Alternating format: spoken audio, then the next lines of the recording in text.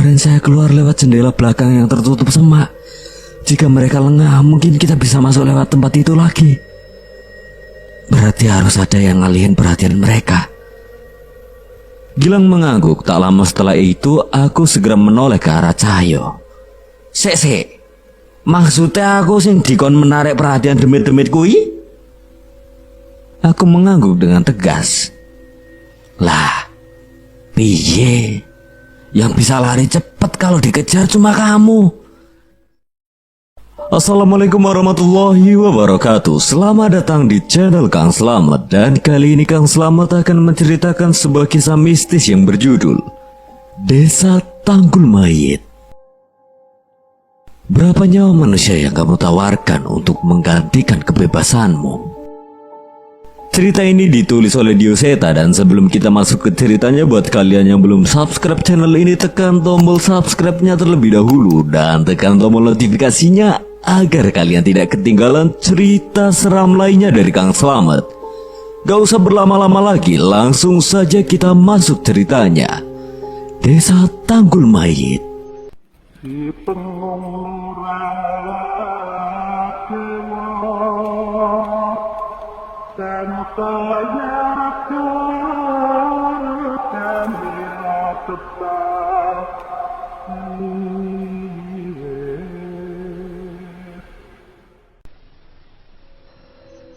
Sebuah bis dari arah ibu kota terlihat akan melintas di depanku. Aku menoleh ke arah tulisan tujuan bis itu terpasang, sebuah kota di perbatasan Jawa Tengah dan Jawa Timur sesuai dengan tujuanku. Aku melambaikan tanganku hingga bis itu terhenti tidak jauh dari tempatku berdiri. Aku menaiki sebuah bis yang cukup tua dengan beberapa kain kursinya yang telah robek. Ya, aku tidak bisa mengeluh. Saat ini aku harus benar-benar mengatur uangku agar bisa bertahan di kota itu nanti hingga waktunya aku menerima upahku. Setelah mendapatkan posisi duduk yang nyaman, aku membuka lembaran surat yang dikirimkan kepadaku dengan mengatasnamakan sebuah perusahaan. Gilang Mahardika. Namaku tertulis dengan jelas di lembaran kertas itu sebagai pertanda bahwa aku diterima untuk bekerja di proyek perusahaan tempatku akan bekerja nanti. Wah, masnya juga mau ke proyek PT itu? Tanya seseorang yang baru saja masuk ke bis ini saat berhenti di daerah Cikampek tadi. Iya mas, masnya juga.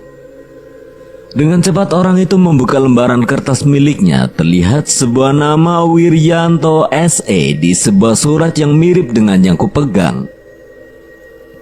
Kenalin, saya Wiryanto. Panggil saja Yanto. Aku menyambut tangannya sambil memperkenalkan namaku. Gilang mas, kok bisa kebetulan ya? Sepertinya memang banyak yang diterima. Saya juga mendaftar sama teman saya, dia juga diterima kok. Tapi dia terlanjur dapat kerjaan lain. Saya duduk di sini boleh? Cerita Yanto sambil meminta izin untuk duduk di sebelahku. Aku mengangguk dan cukup kaget. Rupanya cukup banyak yang diterima di pekerjaan ini. Tenang, gak usah takut penipuan. Toh uang sakunya sudah dikirim di depan kan? Ucapan Yanto benar. Untuk perjalanan ke lokasi proyek, kami sudah dibekali dengan uang saku yang dikirim langsung ke rumah kami setelah melakukan persetujuan via telepon. Sebenarnya saat itu aku cukup heran. Seandainya ada yang berniat jahat dan mengambil uang itu dan tidak berangkat, perusahaan itu pasti akan rugi. Perjalanan menuju tempat tujuan kami cukup lama. Kami bercerita panjang lebar hingga mulai akrab. Rupanya Yanto sering naik bis ini saat masih sering bolak-balik Cikampek sewaktu kuliah di Jogja dulu. Butuh 1 malam untuk sampai di tujuan kami dengan bis ekonomi seperti ini. Pasalnya hampir di setiap kota bis ini berhenti untuk menurunkan atau menaikkan penumpang. Hingga akhirnya sekitar pukul 8 malam bis kami berhenti di sebuah tempat makan yang terletak di kota Gringsing. Aku mau makan di depan saja. Di restoran sini mahal. Aku ikut. Uangku juga pas-pasan mas. Sebuah warung makan yang cukup kumuh dan hanya tertutup tenda biru terletak tak jauh di depan restoran tempat bis kami parkir. Di dekatnya juga banyak truk-truk kecil yang parkir. Sepertinya warung makan ini juga tempat langganan mereka. "Bu, maem bu." "Nggih mas, lawe nopo?" jawab seorang ibu yang segera mengambilkan nasi. Yanto memilih beberapa lauk yang terlihat menggiurkan.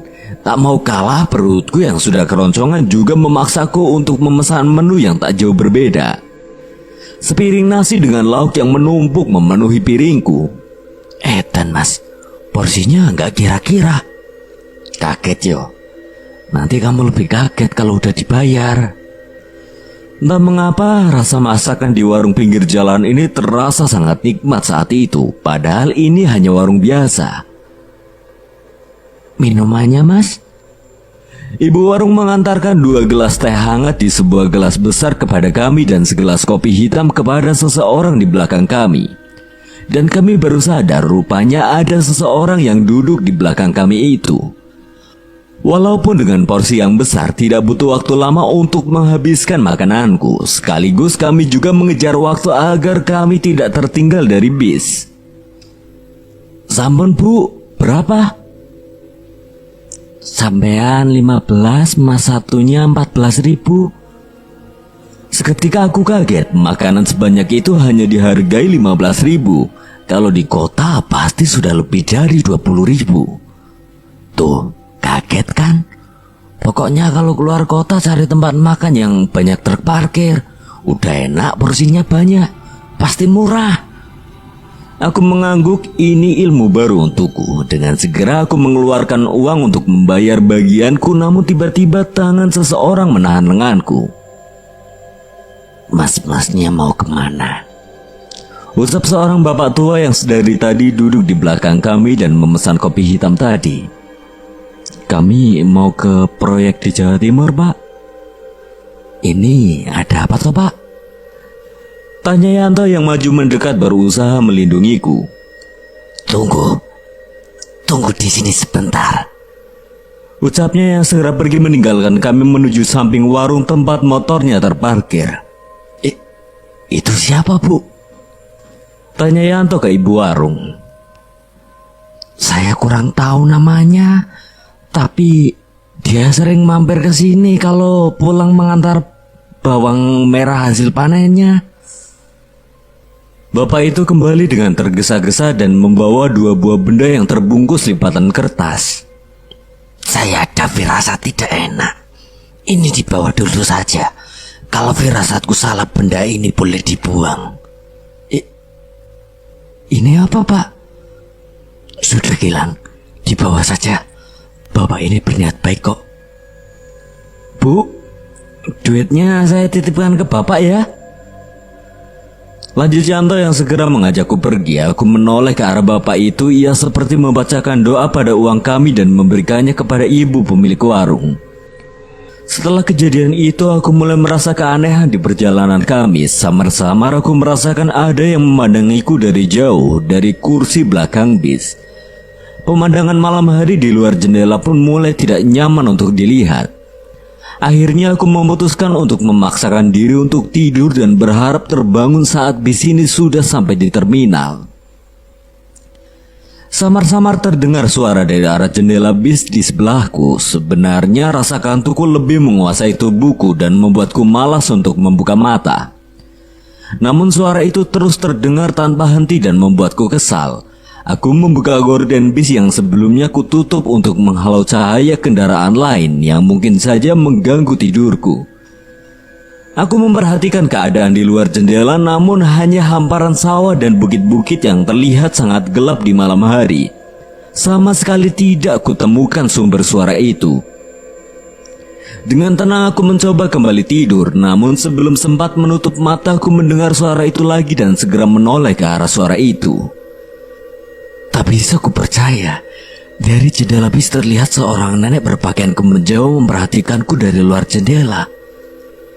Rambut putihnya terurai acak-acakan tertiup angin. Seluruh bola matanya terlihat putih dan ia tersenyum dengan gigi-giginya yang berlumuran darah. Anehnya lagi, nenek itu bergerak mengikuti kecepatan bis ini. Ia melayang. Setan! Tidak, aku mencoba membangunkan Yanto, namun ia tidak bergerak sedikit pun dari tidurnya. Begitu juga penumpang bis lain. Suara itu terdengar lagi. Aku menoleh dan nenek itu masih ada di sana.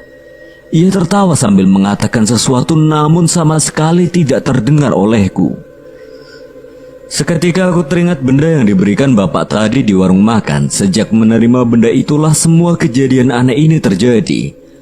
Aku mencari lipatan kertas yang kusimpan di sakuku, mengeluarkannya dan segera merobeknya berkali-kali dan membuangnya ke bawah.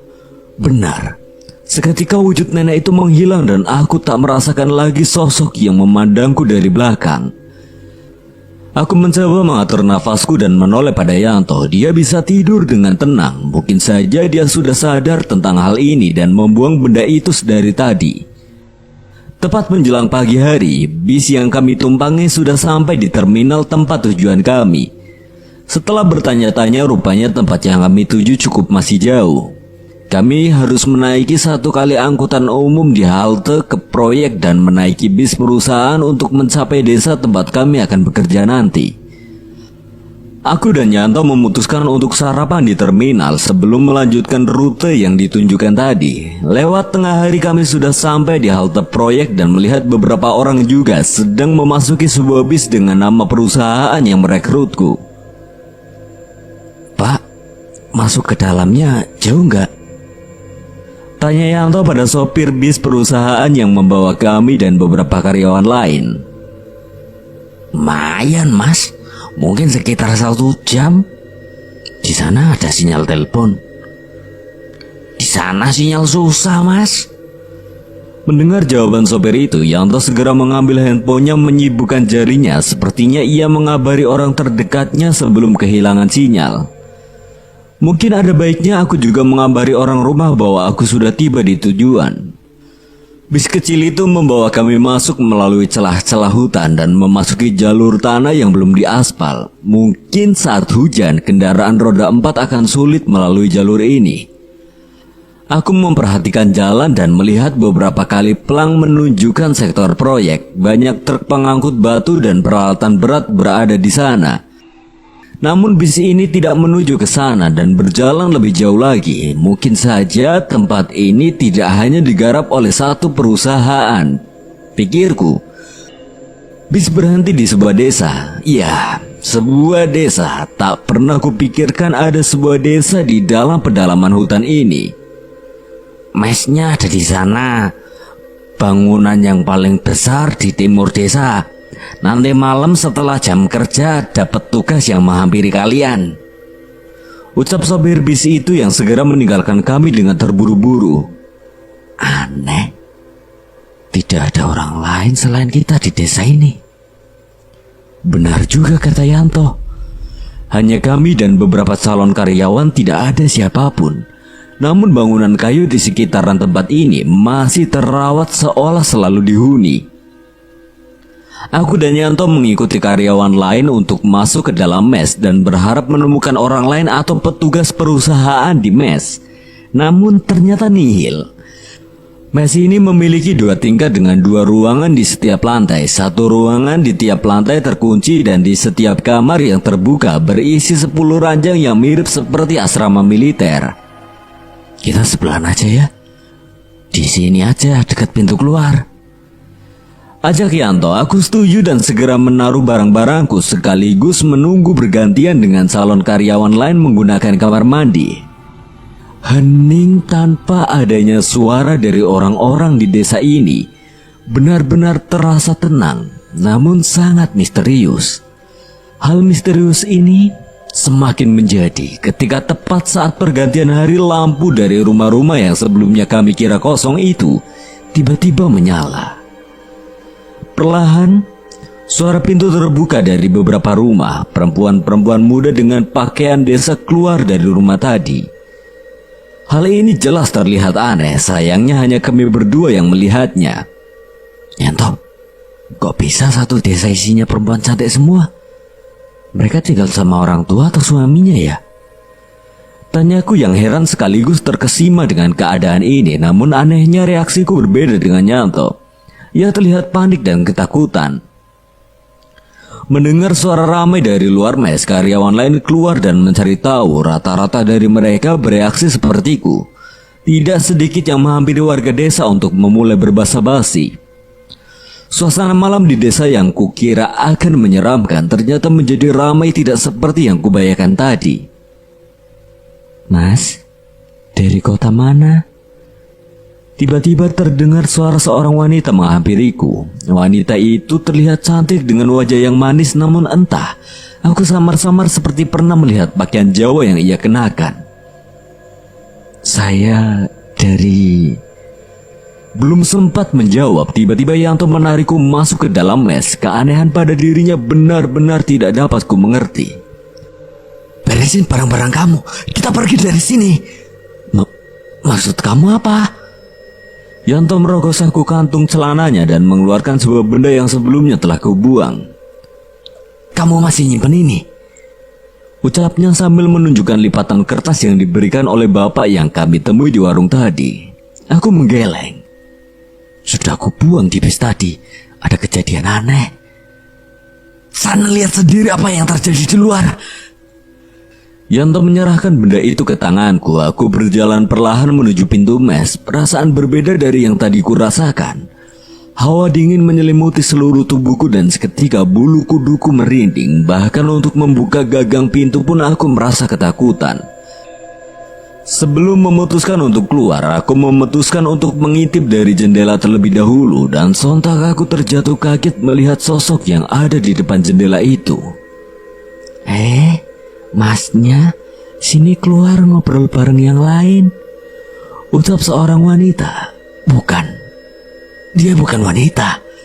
Wanita yang sebelumnya terlihat cantik kini berubah seperti nenek-nenek tua dengan rambut acak-acakan. Matanya yang putih dan senyumnya yang berlumuran darah. Aku baru ingat. Baju yang ia gunakan persis seperti nenek yang kulihat mengikutiku di jendela bis semalam. Bagaimana ini bisa terjadi? Seketika wajahku pucat, aku menyeret kakiku meninggalkan jendela dan merangkak ke arah kamar tempat Yanto berada. Yanto sudah siap membereskan barang-barangnya dan aku segera berlari. Menyusulnya mengambil barang-barangku. Sayangnya sudah ada dua makhluk yang menunggu di depan mes. Beruntung mereka tidak mencoba masuk ke tempat ini. Hari semakin malam, kami berdua menunggu dengan cemas sementara kami sadar sesekali nenek tua itu menengok ke dalam mes. Satu sisi aku merasa menyesal telah membuang benda yang diberikan oleh seorang bapak di warung tadi. Beruntung Yanto tidak membuangnya. Tak tahan dengan suasana yang mencekam cukup lama, Yanto mengecek seluruh sisi mes yang mungkin bisa menjadi pintu pelarian kami. Kami tidak pernah tahu apa yang akan terjadi saat malam makin larut. Satu persatu pintu dan jendela diintipnya. Yanto mencari sisi yang sekiranya aman untuk kami. Kita keluar lewat jendela kamar belakang. Aku tidak dapat berbuat apa-apa selain menurut. Kami melempar tas kami keluar sebelum melompati jendela. Sepertinya sosok dua nenek yang menghampiri kami tadi tidak menyadari kepergian kami.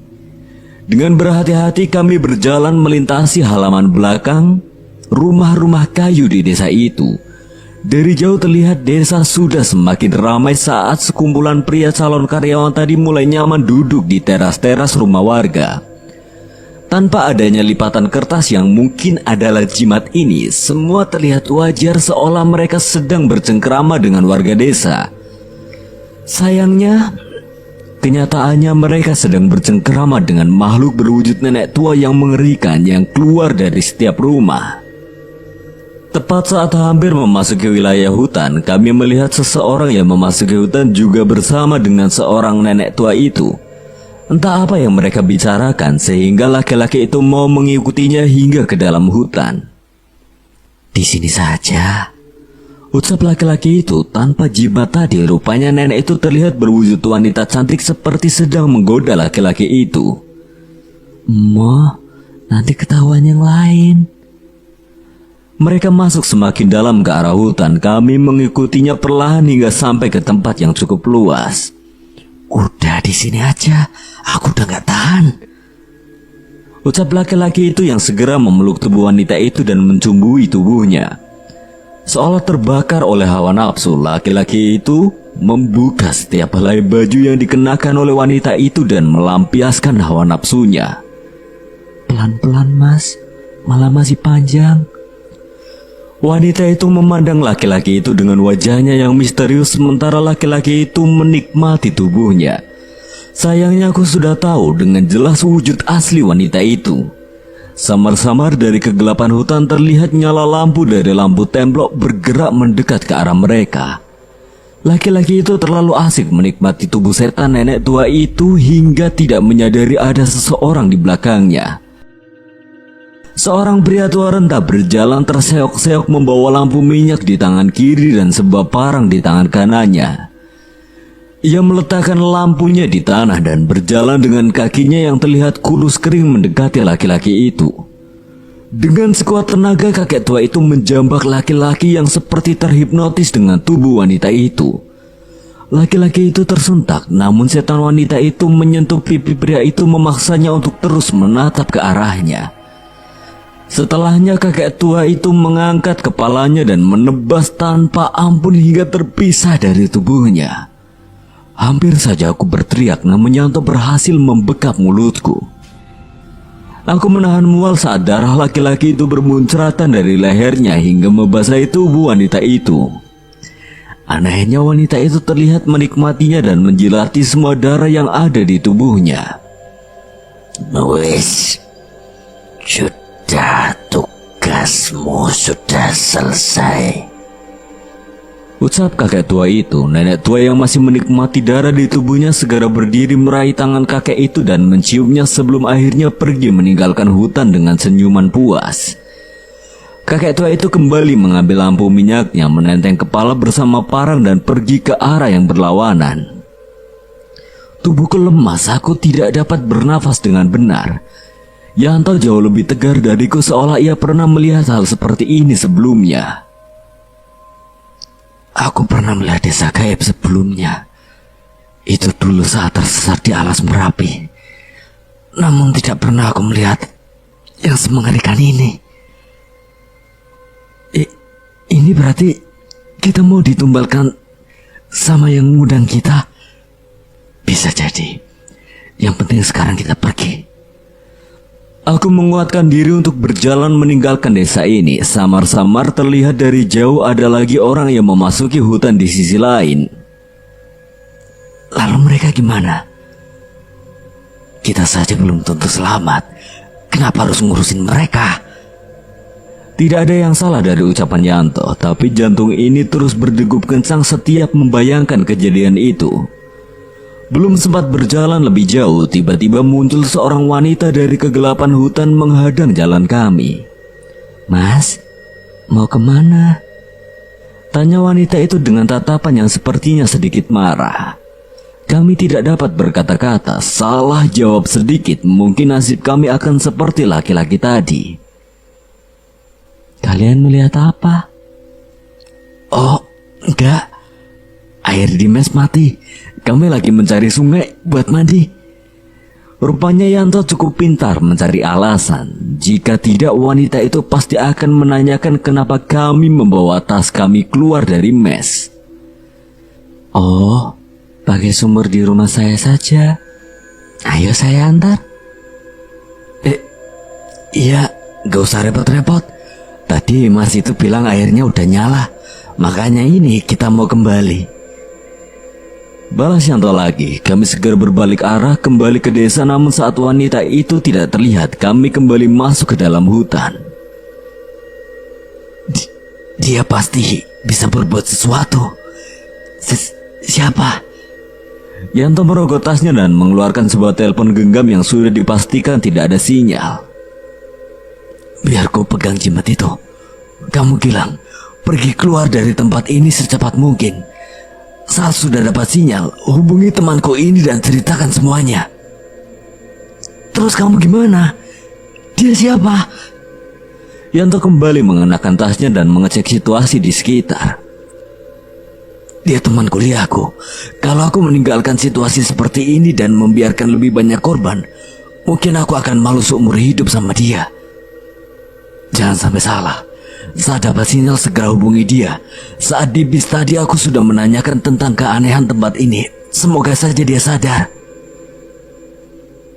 Dananjaya Sambara, sebuah nama ditunjukkan oleh Yanto di handphonenya. Terlalu banyak yang kukhawatirkan saat ini, entah apa Yanto bisa selamat sebelum adanya pertolongan, atau apakah aku bisa melewati hutan tadi dengan selamat juga. Aku berpikir sekeras mungkin dan sedikit teringat tentang pertigaan yang menunjukkan lokasi proyek dari perusahaan lain tadi. Mungkin saja di sana ada orang yang bisa menolongku meninggalkan tempat ini. Ya sudah, aku tinggal dulu. Bawa Danan ke sini secepatnya. Nyawa kami di tangan kalian, ucap Yanto yang segera berjalan menuju desa yang dipenuhi oleh orang-orang yang berbaur dengan makhluk mengerikan di desa ini. Namun gelagat Yanto terlihat aneh, seperti ada sesuatu yang ia rencanakan.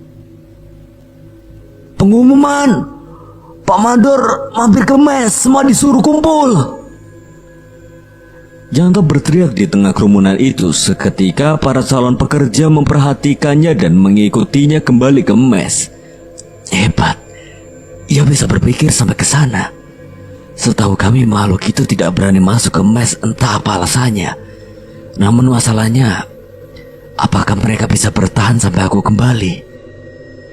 Di tengah gelapnya malam, aku berlari meninggalkan desa mengerikan itu. Sesekali aku menoleh ke belakang dengan jimat yang kupegang. Sebuah pemandangan mengerikan terlihat dari jauh.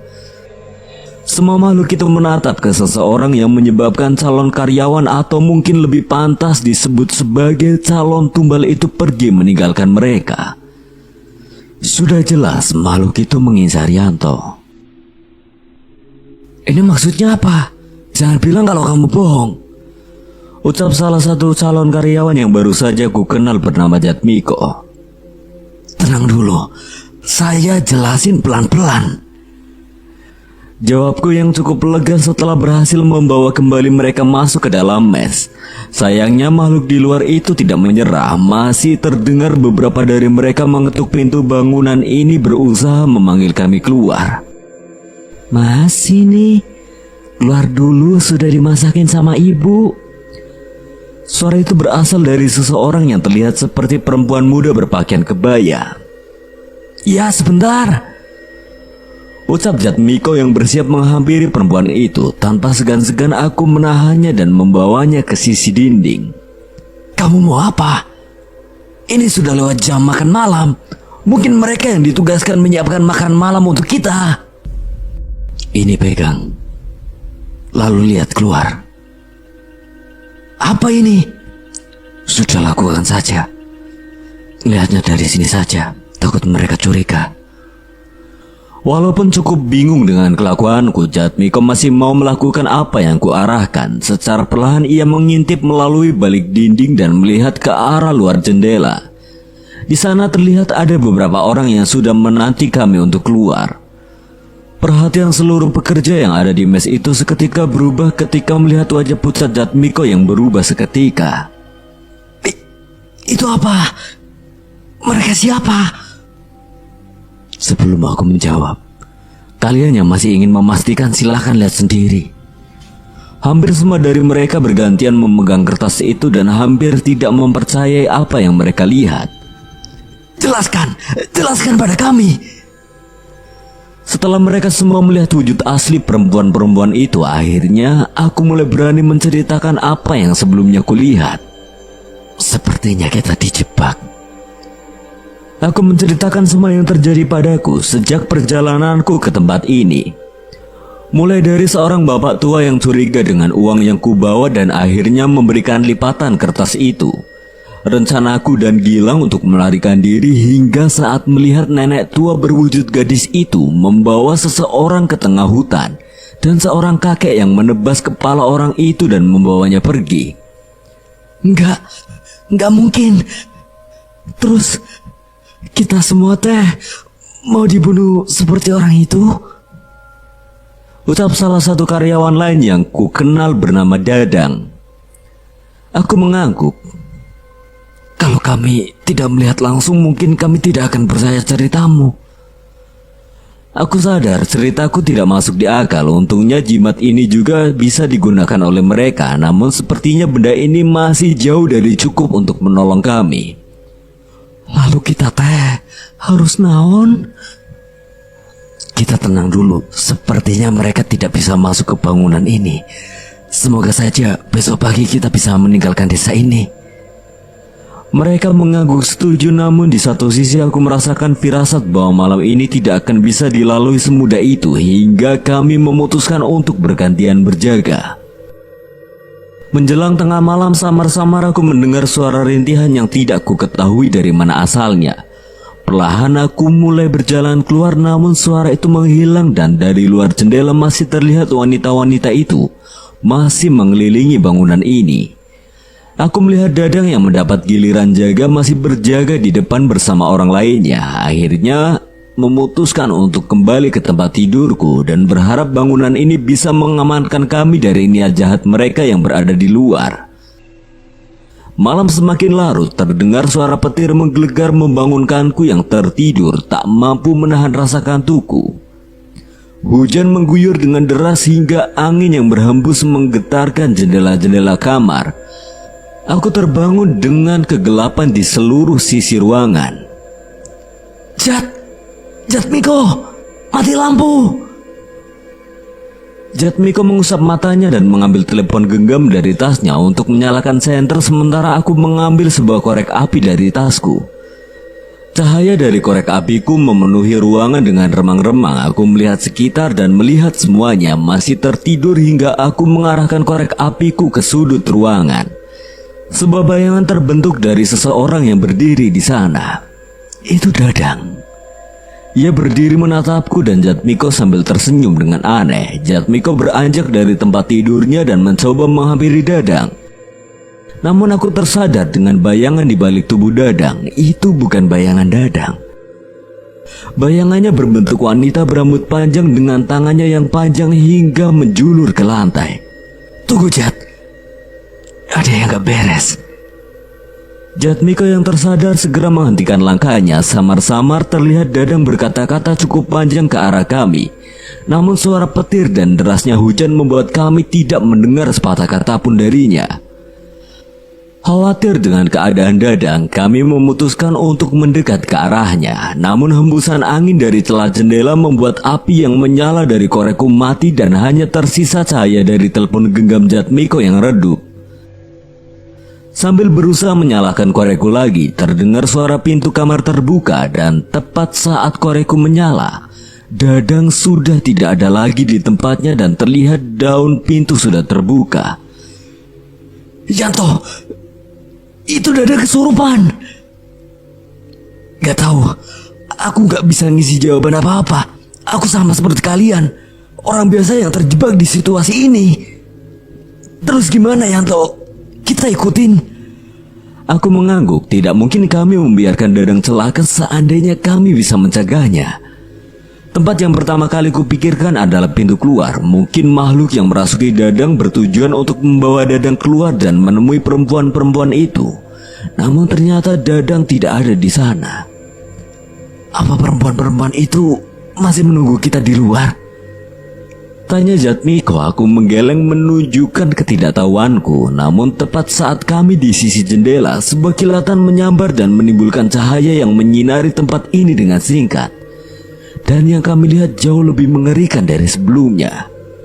Cahaya kilatan itu memperlihatkan dari seluruh jendela bangunan ini masih berdiri perempuan-perempuan tadi di guyuran hujan, menatap kami dengan penuh amarah. Mereka berdiri mengawasi kami berdua tanpa bergerak sedikit pun. Terdengar salah satu dari mereka memerintahkan kami untuk keluar. Kali ini bukan dengan bujuk rayu, melainkan dengan ancaman. Terlihat mata mereka menatap tajam ke arah kami dengan wajahnya yang pucat di bawah guyuran hujan.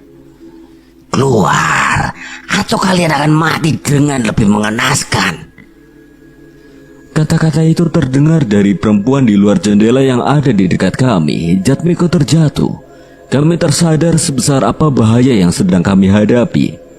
Aku menariknya menjauh dari jendela ke balik dinding. Toh, apa kita bisa selamat? Aku punya istri dan anak yang baru lahir. Aku kira dengan bekerja di sini aku bisa memberi mereka nafkah yang cukup dan gak hidup kekurangan lagi. Tapi kenapa malah jadi begini? Jatmiko menutup matanya, namun aku masih bisa melihat air matanya masih menetes dengan deras. Sabar Jatmiko, kita kesini dengan tujuan baik. Pasrahkan perlindungan kita kepada Yang Maha Kuasa. Tidak ada entitas apapun yang bisa mengalahkan kehendaknya. Walaupun aku sendiri masih tidak yakin dengan keselamatanku, kami mengatur nafas sambil meratapi nasib kami. Entah apa salah yang telah kami perbuat hingga kami sampai bisa terjebak di situasi seperti ini. Di tengah kebingungan kami, perlahan terdengar suara seseorang melangkah di lantai atas. Dadang. Aku segera berjalan menuju ke atas mengikuti arah suara itu, namun lagi-lagi kami tidak menemukan keberadaan Dadang. Kami tidak menyerah. Satu persatu kami menelusuri setiap ruangan di lantai atas hingga terhenti ke sebuah kamar yang sebelumnya terkunci. Berbeda dengan ruangan sebelumnya, sesuatu seperti firasat mencoba menahanku untuk membuka ruangan itu. Seperti ada sesuatu yang sangat mengerikan berada di ruangan itu. Yanto, kamu yakin? Perasaanku gak enak. Aku khawatir sama Dadang. Perlahan aku mencoba membuka pintu itu. Suara pintu reot yang bercampur dengan suara hujan menyambut kami ke dalam ruangan. Bukannya sebelumnya pintu ini terkunci? Aku mengangguk, namun aku tidak dapat menjawab lebih jauh, apalagi setelah aku mencium bau bangkai yang sangat menyengat di ruangan ini. Ini ruangan yang besar, seukuran dengan kamar yang berisi kasur-kasur tempat kami tidur. Namun bedanya tidak ada kasur di ruangan ini, hanya perabotan-perabotan usang. Tepat ketika kilat menyambar terlihat sesuatu berayun di ujung ruangan ini. Seketika kami tersadar dengan gerakan suara gesekan benda yang menjadi tempat tergantungnya benda yang berada di sana. Rasa penasaran membuat kami mendekat ke arah sesuatu yang berayun itu. Ketika kilat menyambar sekali lagi, kami mulai menyadari bentuk sosok yang menggantung itu. Manusia? Entahlah, bentuknya seperti manusia namun dengan kulit-kulit yang sudah membusuk. Kedua tangannya tergantung di langit-langit rumah dengan ikatan tali yang sepertinya terbuat dari akar pohon. Aku bergidik ngeri melihat sosok itu. Itu mayat. Lara, Pak. Sakit.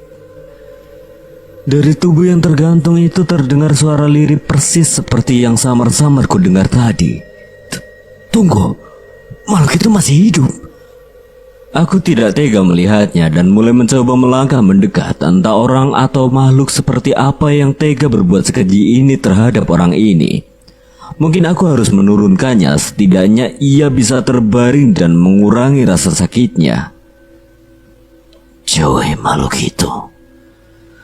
Samar-samar terdengar suara yang melarangku untuk mendekat. Aku tidak melihat siapapun di sekitar, namun sepertinya aku mengenal suara itu. Temanmu ada di tangga. Dia dalam bahaya. Aku semakin yakin dengan suara itu dan segera berlari meninggalkan ruangan itu. Jat, kita pergi. Tanpa bertanya, Jatmiko segera menyusulku dan berlari ke arah tangga tempat kami naik tadi. Benar ucapan suara tanpa wujud tadi. Dadang berada di balkon dekat tangga. Dia memanjat dan berdiri menaiki balkon. Dadang, kamu mau ngapain? Dadang menoleh ke arahku dengan air mata yang bercucuran. Tubuh saya bergerak sendiri. Tolong, Mas. Lawan, Dang, lawan. Ucapku yang berusaha mendekat, namun setiap aku mendekat, Dadang melangkah sedikit untuk menjatuhkan tubuhnya dari tempat itu. Dadang, baca doa. Baca semua doa yang kamu bisa. Jangan kalah dari makhluk itu. Ucap Jatmiko. Samar-samar hujan mulai reda.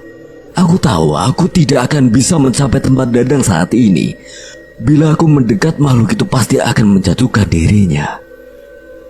Dang, lawan. Doa apapun pasti bisa menolongmu.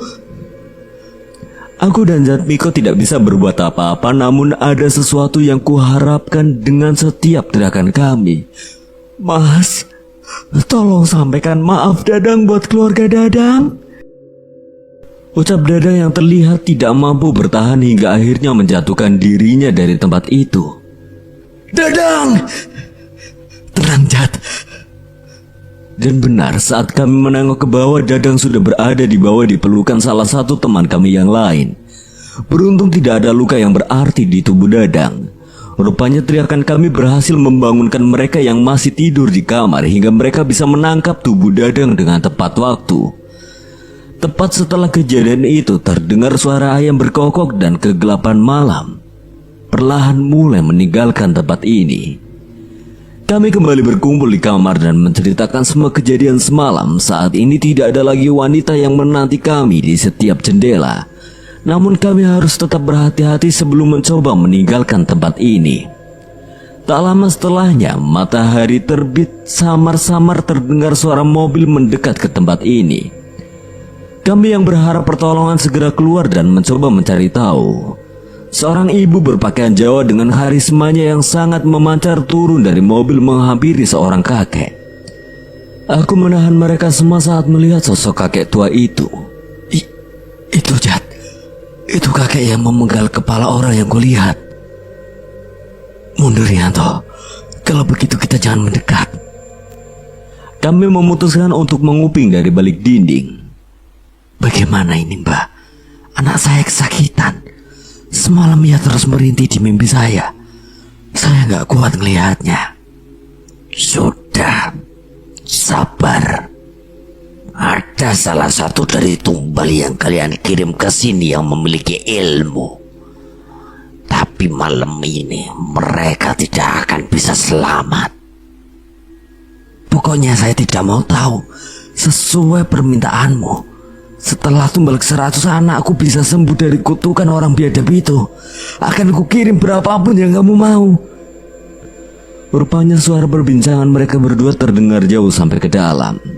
Salah satu dari calon pekerja yang merasa emosi mendobrak lari keluar dan mengepalkan tangannya bersiap menyerang wanita itu. Jangan gegabah! Ucapku berteriak mencoba menahannya, namun amarahnya sudah membakar akal sehatnya. Enak saja menjadikan kami tumbal. Lebih baik kamu yang mati. Rupanya orang itu juga menggenggam sebilah pisau lipat dan bersiap untuk menusuknya. Aneh, sungguh aneh. Entah apa yang wanita itu lakukan sehingga pria itu tiba-tiba berhenti. Lututnya terlihat bergetar dan matanya terus memandang dengan takjub ke perempuan itu. Entah apa yang membuatnya seperti itu hingga ia berlutut dan mencium kaki wanita itu. Saat itu juga kakek tua itu menarik rambut pria itu dan menebaskan parang yang ada di lengannya hingga kepala pria itu terpisah dari badannya. Mengerikan. Mereka menghabisi satu nyawa tanpa ragu. Mereka lebih dari sekedar pembunuh yang sering kubaca di koran. Wanita itu menoleh ke arah kami yang terpaku pada kejadian itu dari dalam rumah. Tatapannya penuh dengan amarah seolah melampiaskan semua kegagalan rencananya kepada kami.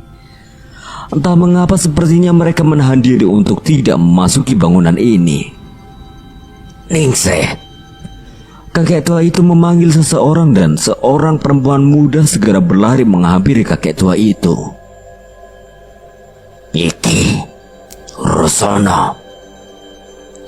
Terlihat perempuan itu mengeluarkan sebuah mangkok yang terbuat dari batok kelapa dan menampung darah dari kepala orang itu. Darah itu adalah darah dari seseorang yang semalam masih bertahan bersama kami dan seharusnya ia masih hidup apabila bisa menahan emosinya. Dengan mangkok yang penuh darah, perempuan itu menghampiri kami ke dalam rumah. Aku mundur menjauh dan berkumpul bersama yang lainnya, sementara perempuan itu naik ke lantai atas tepat kamar yang berisi makhluk mengerikan itu. Sialnya aku tidak bisa menahan rasa penasaranku dan pergi mengikutinya. Terlihat wanita itu mengambil kursi kayu, menaikinya, meminumkan darah di mangkok itu ke makhluk yang tergantung itu. Apa yang kamu lakukan? Dengan meminum darah ini, dia bisa menahan rasa sakitnya. Kamu siapa? Aku sama seperti kalian. Hanya saja aku akan menjadi tumbal yang ke-100. Bagaimana mungkin? seseorang yang akan ditumbalkan bisa setenang ini. Tenang saja, tidak akan ada yang bisa memasuki bangunan ini. Siapapun yang pernah memijakkan kaki di tempat ini akan terpilih menjadi tumbal mereka. Akhirnya satu jawaban terpecahkan. Ternyata itu alasan tidak ada dari mereka yang mau memasuki bangunan ini. Berarti kamu juga akan mati. Wanita itu tidak menjawab. Ia kembali menutup pintu ruangan itu, berjalan menuruni tangga dan melangkah keluar. Aku mengikutinya dan terhenti tepat di belakang pintu. Wanita berkebaya dan kakek tua itu menatapku dengan penuh amarah. Metu gue. Kowe yang menggagalkan rencanaku. Tidak, aku tidak akan terpancing. Tetapi sepertinya kakek tua itu tidak menyerah. Ia menatapku dan membacakan sebuah mantra. Tiba-tiba sesuatu merasuki tubuhku membuat kakiku bergerak perlahan melangkah keluar. Jatmiko, tolong! Dengan segera mereka yang di dalam berlarian menahan tubuhku untuk keluar. Namun tenaga sesuatu yang merasukiku terlalu besar hingga mereka kesulitan menahanku. Saat sebagian tubuhku meninggalkan bangunan ini, terlihat mata wanita berkebaya itu semakin indah. Karismanya membuatku ingin mengabdi kepadanya. Aku tidak mampu bertahan lagi. Apa mungkin aku juga akan berakhir seperti temanku tadi? Di tengah kepanikanku, samar-samar terdengar mantra di kepalaku seperti ada yang membacakannya dari jarak dekat. Seketika aku mampu menguasai tubuhku kembali dan segera berlari ke dalam bangunan. Aku kenal suara seseorang yang membacakan mantra itu. Ingat bocah, itu tidak selamanya dapat melindungi kalian. Tunggu, siapa orang yang kakek itu maksud? Apa mungkin? Jatmiko, lipatan kertas itu serahkan padaku. Jatmiko mengambil benda itu dari salah satu teman kami yang terakhir menggunakannya. Aku menggenggamnya dan samar-samar melihat sesuatu seperti kabut yang berbentuk seperti manusia. Sosok manusia yang ku kenal. Danan, bagus, kamu bisa melihatku. Aku masih dalam perjalanan. Bertahanlah sampai aku datang. Seketika aku merasa lega. Danan adalah teman kuliahku dulu. Aku tidak tahu apa yang telah terjadi selama kami tidak bertemu hingga ilmunya bisa sehebat ini. Berkumpullah di satu tempat di bangunan ini.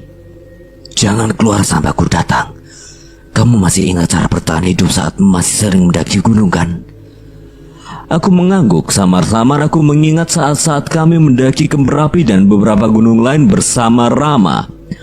Ucapan Danan benar. Aku harus mengatur persediaan logistik kami untuk beberapa hari ini agar kami bisa bertahan hidup. Aku tidak bisa berada dalam wujud sukma ini lebih lama. Hafalkan mantra ini. Bacakan saat ada kejadian seperti tadi. Saat itu aku mengingat dengan jelas setiap kata yang diucapkan Danan. Sebuah mantra yang sebenarnya lebih mirip dengan doa yang memiliki makna bahwa setiap bagian dari jiwa dan raga ini adalah milik Tuhan yang Maha Kuasa. Dan semuanya dari milik kami adalah haknya. Tidak ada satupun entitas yang berhak mengambil darinya. Setelah mengajarkan mantra itu, wujud Danan menghilang. Dengan segera aku mengajak semua orang masuk ke dalam kamar dan menjelaskan tentang apa yang terjadi. Wajah mereka sedikit lebih tenang ketika mengetahui akan ada yang menolong kami dari tragedi ini. Namun dari jauh sosok kedua manusia yang lebih pantas disebut setan itu masih memandangku dari jauh, seolah tidak akan membiarkan kami untuk hidup lebih dari hari ini. Di sebabis aku tersadar setelah mencoba menggunakan ilmu Rogo Sukmo yang diajarkan oleh Pak Ale. Beruntung hanya sedikit kursi yang terisi sehingga aku bisa bermeditasi sementara cahaya menjaga tubuhku. Gimana? Temanmu masih selamat? Masih, tapi nggak tahu apa yang akan terjadi malam ini. Cahaya menghela nafas, sepertinya ia juga sudah mendapat firasat yang buruk mengenai apa yang akan kami hadapi. Tapi kamu sudah tahu sosok apa yang akan kita lawan? Seorang dukun dan keluarga bangsawan. Sepertinya ia berasal dari Terah Terkutuk. Pokoknya kita harus berjaga-jaga agar tidak masuk ke dalam pertikaian mereka. Cahyo mengangguk namun terlihat dari wajahnya seperti ia merahasiakan sesuatu. Aku, teso, rokok. Terdengar suara pedagang asongan menghampiri kami. Mas, tisu mas. Aku menggeleng namun entah mengapa pedagang itu seolah memaksa. Aku berusaha membuang muka untuk menghindarinya samar-samar dari pantulan kaca jendela. Aku melihat wajahku yang penuh coretan. Seketika aku menoleh ke arah Cahyo yang sudah bersiap mengambil tas dan berjalan ke pintu depan. Terminal bang, terminal. Ucap Cahyo yang segera direspon oleh sopir bis itu. Aku segera mengambil tasku dan turun menyusulnya. Asem gue Panjul. Orang lagi rogo sukmo malah dicoret-coret. Penistaan ilmu itu namanya. Mau ngelawan demit mukanya jangan kalah serem sama demit. Sebelum aku sempat melempar sendalku ke arah Cahyo, tiba-tiba aku terhenti saat melihat seseorang yang sedang menunggu. Aku memperhatikan ciri-cirinya persis dengan yang diceritakan seseorang yang menelpon kami. Yang pasti wajahnya terlihat pucat dengan rasa cemas yang terpancar dari wajahnya. Sepertinya ia juga mengalami malam yang mengerikan. Sebuah bis berlogo perusahaan mengantar kami menembus hutan-hutan yang hanya menyisakan sedikit jalur untuk bis ini melintas. Pak, suwe kerja di perusahaan ini toh? Oh, suwe mas, udah puluhan tahun. Wah, betah yo. Gajinya pasti gede yo. Terlihat bapak itu menghela nafas dengan wajahnya yang terlihat cemas. Lumayan mas, tapi yo gak beda jauh sama pabrikan lainnya. Yang penting keluarga saya bisa tetap hidup. Bis melaju melalui beberapa persimpangan. Terlihat plang berlogo perusahaan lain menunjukkan arah ke persimpangan lain. Tempat ini digarap berapa perusahaan pak? Seingat saya ada sekitar 7, tapi beda-beda bidang. Ada penebangan, batu, pasir sungai gitu. Saya melihat sekeliling pemandangan di sekitar bis ini. Memang terdapat pemandangan beberapa tempat sudah digarap. Semoga saja sumber daya ini tidak habis dengan sia-sia yo. Sampai di sebuah persimpangan, Gilang yang dari tadi merasa tegang memperhatikan jalur seolah merasakan ada yang aneh. Mas Danan, kemarin jalurnya gak lewat sini. Aku mengangguk menerima isyarat, namun kami tidak dapat berbuat apa-apa agar tidak menimbulkan kecurigaan. Kami tiba di sebuah tempat dengan bangunan-bangunan proyek yang dibangun di sekitar sungai dengan tanggul yang dibuat untuk mengatur debit sungai. Kami turun tak jauh dari sebuah pos yang dijaga oleh beberapa petugas. Dulu saya sama Yanto tidak diturunkan di sini, Mas. Aku mengerti, samar-samar aku juga masih ingat lokasi Yanto saat memastikan kondisinya dengan ilmu Rogo Sukmoku. Mungkin desa tempat Yanto berada saat ini merupakan desa yang memang ditunjukkan untuk penumbalan. Kira-kira Mas Gilang tahu arah ke desa kemarin? Gilang mengangguk. Kemungkinan setelah ini kami akan berjalan kaki menuju desa itu.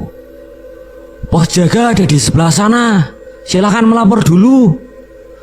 Truk sopir itu mengarahkan kami dan beberapa penumpang lain. Aku dan Cahyo melihat sekeliling. Tidak ada yang aneh dengan tempat ini. Bahkan dengan mata batin, kami pun tidak menemukan hal-hal yang berbahaya.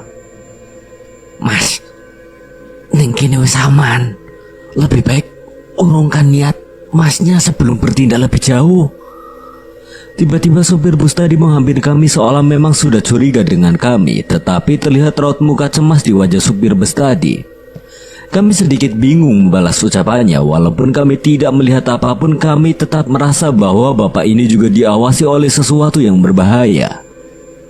Terima kasih pak, selamat bertugas, ucap Cahyo yang membalas ucapan sopir itu. Sopir itu berjalan kembali dengan ragu-ragu ke arah bis, namun sampai di tengah jalan ia kembali ke arah kami dengan wajah yang cemas. Jalur ke tempat yang kalian tuju sudah tidak sama. Sudah banyak orang sakti yang datang, namun mati sebelum sampai ke desa itu. Ucapnya sambil melirik ke sekitar berharap tidak ada yang mendengar ucapannya selain kami. Sudah, Bapak kembali saja. Terima kasih atas infonya. Setelah semua ini selesai, semoga Bapak bisa berkumpul sama keluarga Bapak lagi. Bapak itu menghela nafas panjang dan meninggalkan kami tanpa mampu menyembunyikan rasa cemasnya. Danan, jangan biarkan Bapak itu mati. Aku mengangguk. Semenjak memasuki hutan, raut wajah saya berubah drastis. Sesuatu yang besar bersembunyi di hutan ini. Sesuatu yang sangat berbahaya. Sebentar Mas Danan, maksudnya supir bus tadi membantu kita?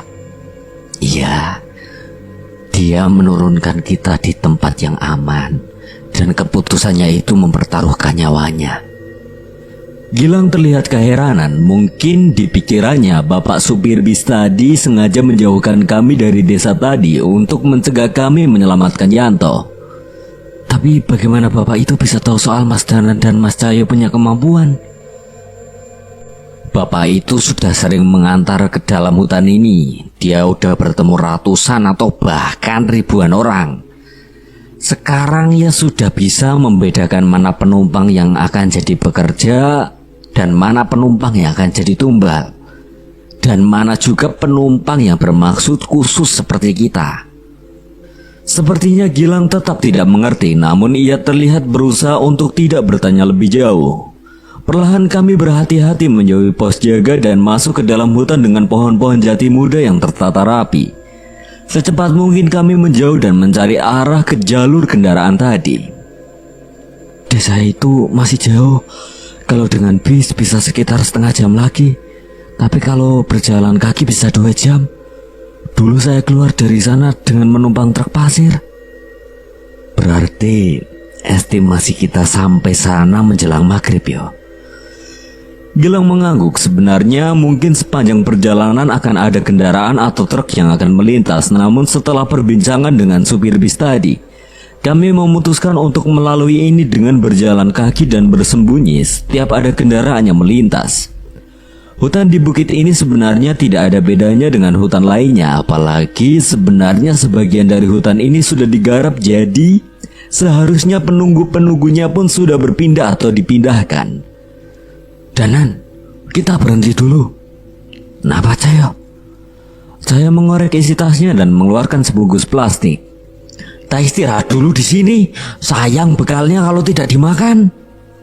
Awalnya aku mengira Cahyo sudah mulai kumat lagi, namun aku tidak jadi melemparkan sepatuku saat melihat raut wajah Mas Gilang. Wajah Mas Gilang terlihat pucat. Setelah melalui malam yang mencekam, sepertinya ia terus memaksakan diri, dan bodohnya aku tidak menyadari itu. Mas, mereka yang ada di desa dalam bahaya. Apa nggak sebaiknya kita cepat-cepat ke sana? Bukannya menjawab, Cahyo malah mengeluarkan beberapa lemper dan gorengan dari kantong kreseknya ke hadapan Gilang. Mangan siapin tenaga, jangan sampai usaha kita gagal gara-gara kualat. Kualat kenapa Mas Cahyo? Kualat gara-gara nggak ngabisin bekal seenak ini. Aku tertawa mendengar ucapan Cahyo. Dia selalu bisa menghilangkan suasana tegang di kondisi apapun. Apalagi saat ini Gilang sudah tidak ragu lagi untuk meletakkan perlengkapannya dan makan bersama kami. Mas Gilang, jangan terlalu memaksakan diri ya. Setiap manusia punya batasannya masing-masing. Gilang mengangguk. Ini sepertinya ia mulai mengerti maksud Cahyo yang mengajak kami beristirahat tadi. Saat matahari mulai terbenam, suasana hutan berubah drastis. Kami menggunakan senter untuk penerangan kami yang memang telah kami persiapkan. Tanpa cahaya senter ini, hampir tidak ada yang bisa dilihat di hutan ini.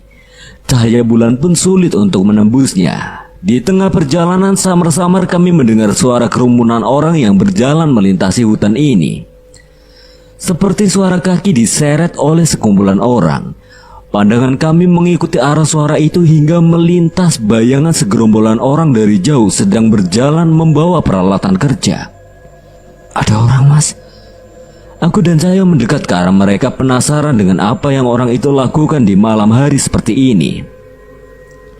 Saat semakin dekat, tiba-tiba wajah Gilang berubah menjadi pucat pasi. Tubuhnya terjatuh seolah tak percaya dengan apa yang ia lihat. Aku segera menarik tubuhnya dan menutup mulutnya berusaha agar makhluk itu tidak menyadari keberadaan kami. Suara itu terdengar di hadapan kami dari sosok makhluk-makhluk itu. Sosok itu adalah sekumpulan makhluk yang menyerupai manusia dengan bagian tubuh yang tidak lengkap. Seluruh kulitnya hitam legam seperti membusuk dengan rongga kosong di setiap lubang di wajahnya. Mereka berjalan menyusuri hutan ini tanpa arah dengan menyeret kapak, cangkul, dan benda-benda yang bisa digunakan untuk menebang pohon. Danan, apa tidak sebaiknya kita tenangkan roh-roh itu? Aku menggeleng, sepertinya menenangkan roh itu bukan perkara mudah. Mereka bukan makhluk yang mati dengan wajar. Kita harus cari tahu penyebabnya dulu. Saya berjalan ke arah hutan tempat makhluk itu berasal tadi. Aku mengikutinya dan tanpa sadar aku juga Cahyo terjatuh oleh sebuah kekuatan mengerikan yang berada di hadapan kami. Cahyo menoleh ke arahku. Aku mengangguk mengerti dengan isyaratnya. Mas Gilang, tunggu di sini. Jangan tinggalkan tempat ini. Aku dan Cahyo berjalan dengan hati-hati menuju hutan yang terletak di sisi barat. Sebuah papan bertuliskan arah yang sudah karatan terlihat menyambut kami. Semakin jauh kami berjalan, terlihat beberapa garis polisi dan bangunan proyek semi permanen yang sudah hancur terbengkalai termakan usia.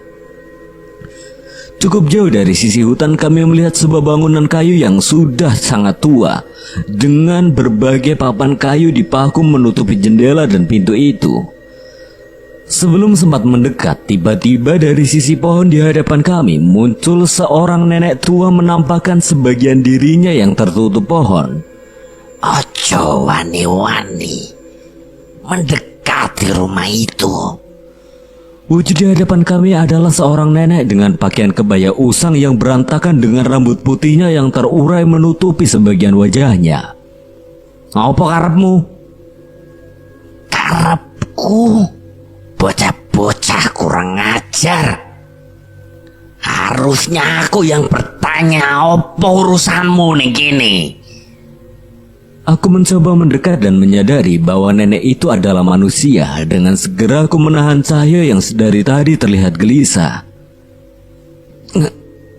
Ngapunten Mbah, sepertinya kami tersesat. Kami mencari sebuah desa. Teman kami dijebak dan ingin ditumbalkan di sana. Desa Tanggul Mayit ada di arah utara. Mbah tahu desa itu. Nenek itu kembali menoleh ke arah kami. Dia keluar dari pohon yang menutupinya. Kini kami melihat wujud nenek itu sepenuhnya. Sebagian tubuh dari nenek itu berwarna hitam seolah sudah membusuk. Bekas luka dengan darah yang dikerubungi lalat terlihat di tangan dan kakinya. Cahyo, tubuh nenek itu persis seperti makhluk yang tergantung di salah satu ruang di mes desa itu. Nek, tubuh nenek. Ini yang akan terjadi pada kalian apabila kalian mendekat ke bangunan itu. Dan tak lama setelahnya nenek itu jatuh pingsan. Tepat saat nenek itu jatuh pingsan, perasaan mengerikan muncul dari arah bangunan itu. Gak mungkin masih ada makhluk seperti itu di alam ini. Apa kutukan dari makhluk itu penyebab kematian semua pekerja tadi? Belum sempat menjawabku, Cahyo memilih untuk mendekat ke arah nenek itu dan mencoba memeriksanya. Sebagian tubuhnya udah membusuk. Dia bertahan hidup dengan separuh tubuhnya yang dibantu dengan ilmu batin. Cahyo membacakan beberapa mantra yang ku tahu merupakan mantra pemulih. Aku membantunya untuk memulihkan tenaga nenek tadi, berharap ia masih bisa tersadar dan menjelaskan tentang semua. Cukup lama namun nenek itu berhasil tersadar dan mencoba kembali berdiri. Saat itu juga ia membacakan sebuah mantra meludahi tangannya dan mengusapkannya ke tanah. Seketika kekuatan mengerikan dari bangunan tua itu mulai mereda sedikit demi sedikit. Mbah, jelaskan pada kami, ada apa dengan ini semua? Nenek itu memandang kami berdua seolah menemukan sesuatu. Akan aku ceritakan dengan satu syarat. Apa, Mbah? Tinggalkan tempat ini dan jangan kembali sampai kalian siap. Ceritakan, Mbah. Mungkin Simba belum tahu kemampuan kami. Jangan sombong.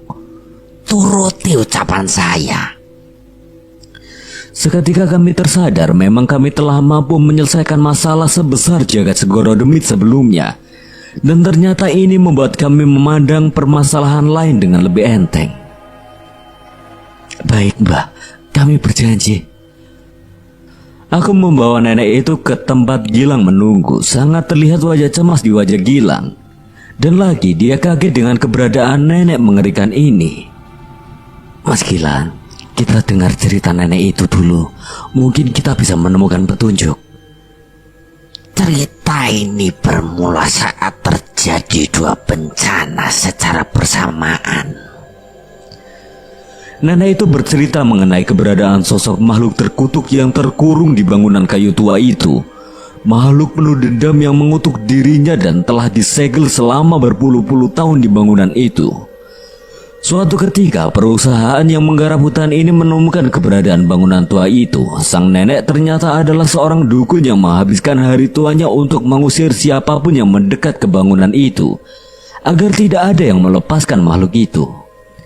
Sampai suatu ketika perusahaan itu membutuhkan lahan yang lebih luas sehingga memanggil sekumpulan dukun dan melepaskan makhluk itu tanpa tahu bahayanya.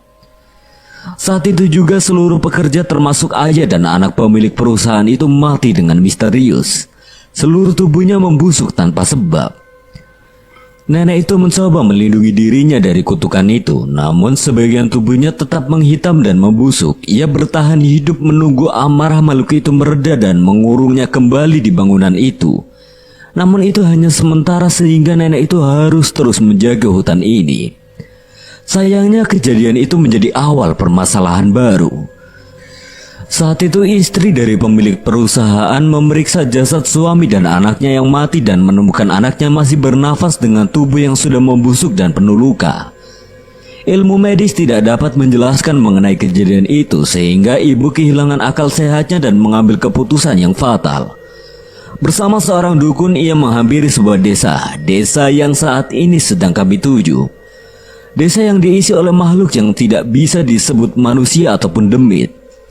Sebuah desa yang bila dilihat dengan mata batin adalah desa yang dikelilingi oleh tanggul gaib sehingga tidak terlihat dan tidak terdeteksi oleh mata manusia biasa. Dukun itu menjelaskan bahwa anak itu masih bisa diselamatkan. Dukun itu membuktikan dengan menumbalkan salah seorang anak buah ibu pemilik perusahaan itu dan menumpahkan darah ke tubuh anaknya. Seketika tubuh yang sudah membusuk itu bergerak dan mulai bisa berbicara. Sakit Bu, aku rak kuat.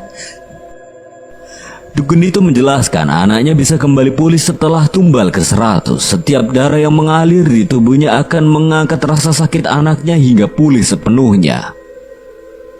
Melihat kejadian itu, ibu itu menutup akal sehatnya dan mulai mengirimkan tumbal ke desa itu setiap waktu yang ditentukan. Kekayaan yang ia miliki dan pengaruhnya sebagai keluarga bangsawan dengan terah keramat membuatnya bisa melakukan hal itu dengan mudah. Cerita yang sangat sulit kami percaya. Seandainya kami berhasil menyelamatkan Yanto, ternyata masih ada hal besar yang sulit kami selesaikan. Mbah, apa mungkin sebenarnya anak ibu itu udah mati? Bagus kalau kamu bisa sadar hanya dengan ceritaku. Sebenarnya bukan hanya dari cerita nenek itu, aku sedikit tahu karena sudah melihat sosok makhluk itu saat dalam wujud Rogo Sukmo. Maksudmu apa, Danan? Anak dari ibu itu sudah mati duluan sebelum terkena kutukan dari makhluk dalam bangunan tua itu. Sejak awal tubuh anaknya sudah diisi oleh makhluk lain. Maksudmu anak itu sudah disantet? Tanya Gilang. Aku mengangguk. Namun sepertinya ibu itu tidak mengetahui atau tidak mau menerima tentang kenyataan ini, sehingga dimanfaatkan oleh makhluk di desa itu. Maaf Mbah, dari mana Mbah tahu bahwa ibu pemilik perusahaan itu berasal dari Terah Keramat? Terah Darmo Wiloyo. Kami berasal dari keturunan yang sama. Kami menarik nafas panjang, semakin banyak pertanyaan yang ingin kami tanyakan, namun kami memutuskan untuk menahannya. Jangan sampai pertanyaan kami menyinggung perasaan seorang nenek yang sudah sangat menderita ini. Nenek itu memandangku dan Cahyo sesaat sebelum kembali berdiri. Sesuai janji kalian, segera tinggalkan tempat ini.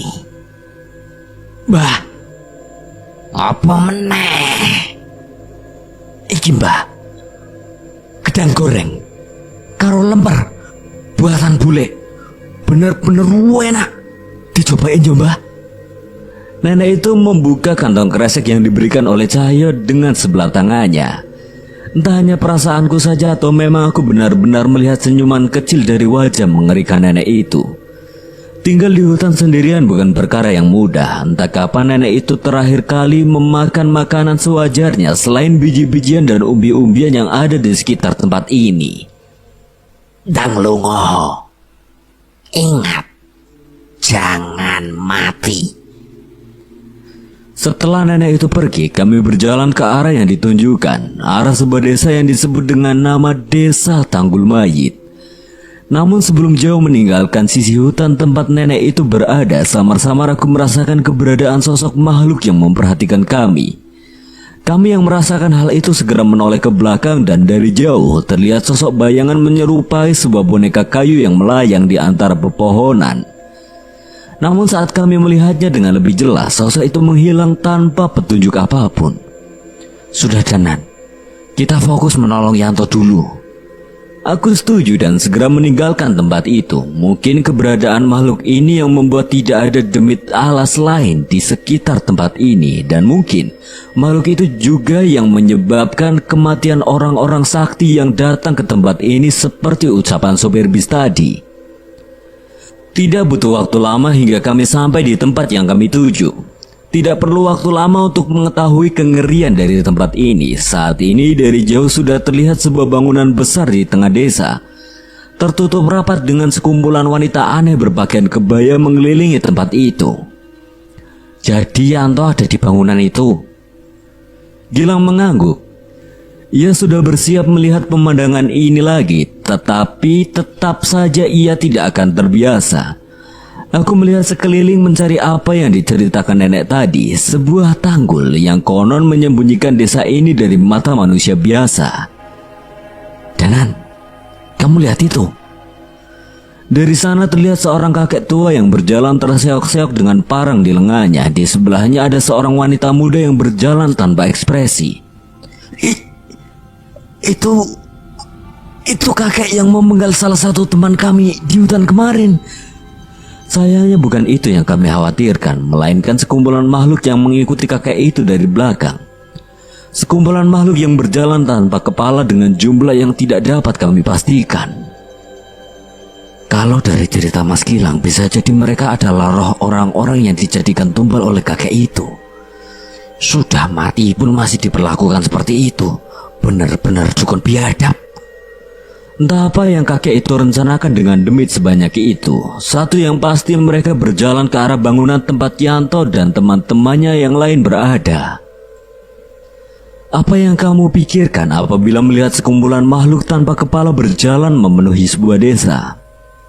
Itu yang sedang kulihat saat ini. Pemandangan ini terdapat di sebuah desa terpencil di tengah hutan dengan gelapnya malam, yang hanya diterangi oleh cahaya bulan. Sebuah bangunan besar berdiri dengan sangat mencolok di tengah desa itu. Yang kami tahu itu adalah sebuah mes yang dibangun sebuah perusahaan sebagai tempat istirahat untuk karyawannya. Sayangnya kenyataannya tidak seindah itu. Bangunan itu dikelilingi sosok wanita gaib yang apabila dilihat dengan mata manusia bisa berwujud wanita cantik berbaju kebaya. Namun tidak dengan apa yang kami lihat. Di mata kami setiap jendela dan pintu bangunan itu sedang diawasi oleh wanita itu yang sebenarnya berwujud nenek tua dengan borok hampir di seluruh kulitnya dan rambut putih yang tidak mampu menutupi seluruh kepalanya. Kemarin saya keluar lewat jendela belakang yang tertutup semak. Jika mereka lengah, mungkin kita bisa masuk lewat tempat itu lagi. Berarti harus ada yang ngalihin perhatian mereka. Gilang mengangguk. Tak lama setelah itu, aku segera menoleh ke arah Cahyo. Sek, maksudnya aku sing dikon menarik perhatian demit-demit kui? Aku mengangguk dengan tegas. Lah, piye? Yang bisa lari cepat kalau dikejar cuma kamu.